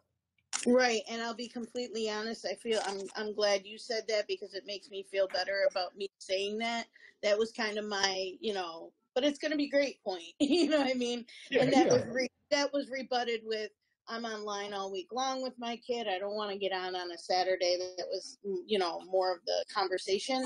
So I'm just looking to see whether or not that was something that's come up with these conversations around Saturday Academy. All right, you're going to bed soon. And just whether or not there's a plan in place. I'll dig a little deeper and see what suggestions folks have, as opposed to just bringing an issue to me. I do try and get folks to give me suggestions. But I didn't want to prolong this meeting. I just want to make sure the public heard me say this because multiple people. Absolutely. Absolutely. We appreciate that on both counts. Okay, well, certainly bring ideas forward. I'm sure they're receptive. Okay, any other things that needs to be shared at this time? I have my hand up. Yes, I'm sorry. You have, 2 hands up. Dr. Brown and Terrence Hurd. I just basically want to get on a bandwagon about the importance of the coaches being involved with these young people. We can, we're reimagining education. It's been here before. And so when we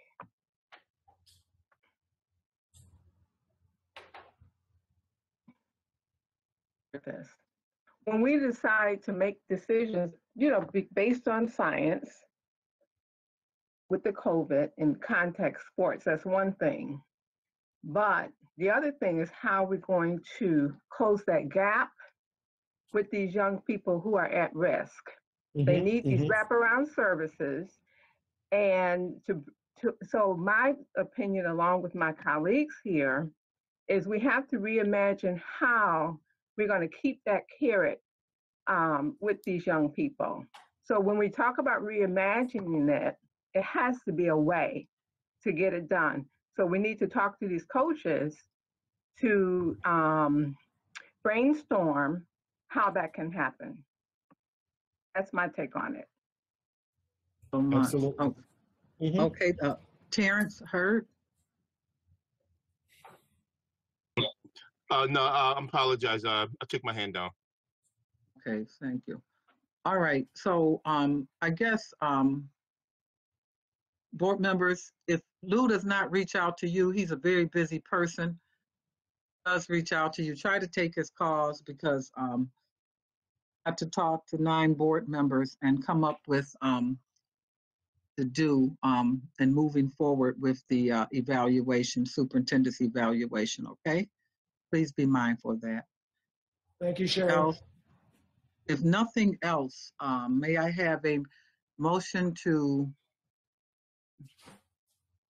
adjourn? Lou, was that you? Can I get a second? Jennifer, is that you? Motion to eat. All right. Thank you, Terrence. An agreement, no disagreements. We will conclude. Thank you very much. Thank you all. Great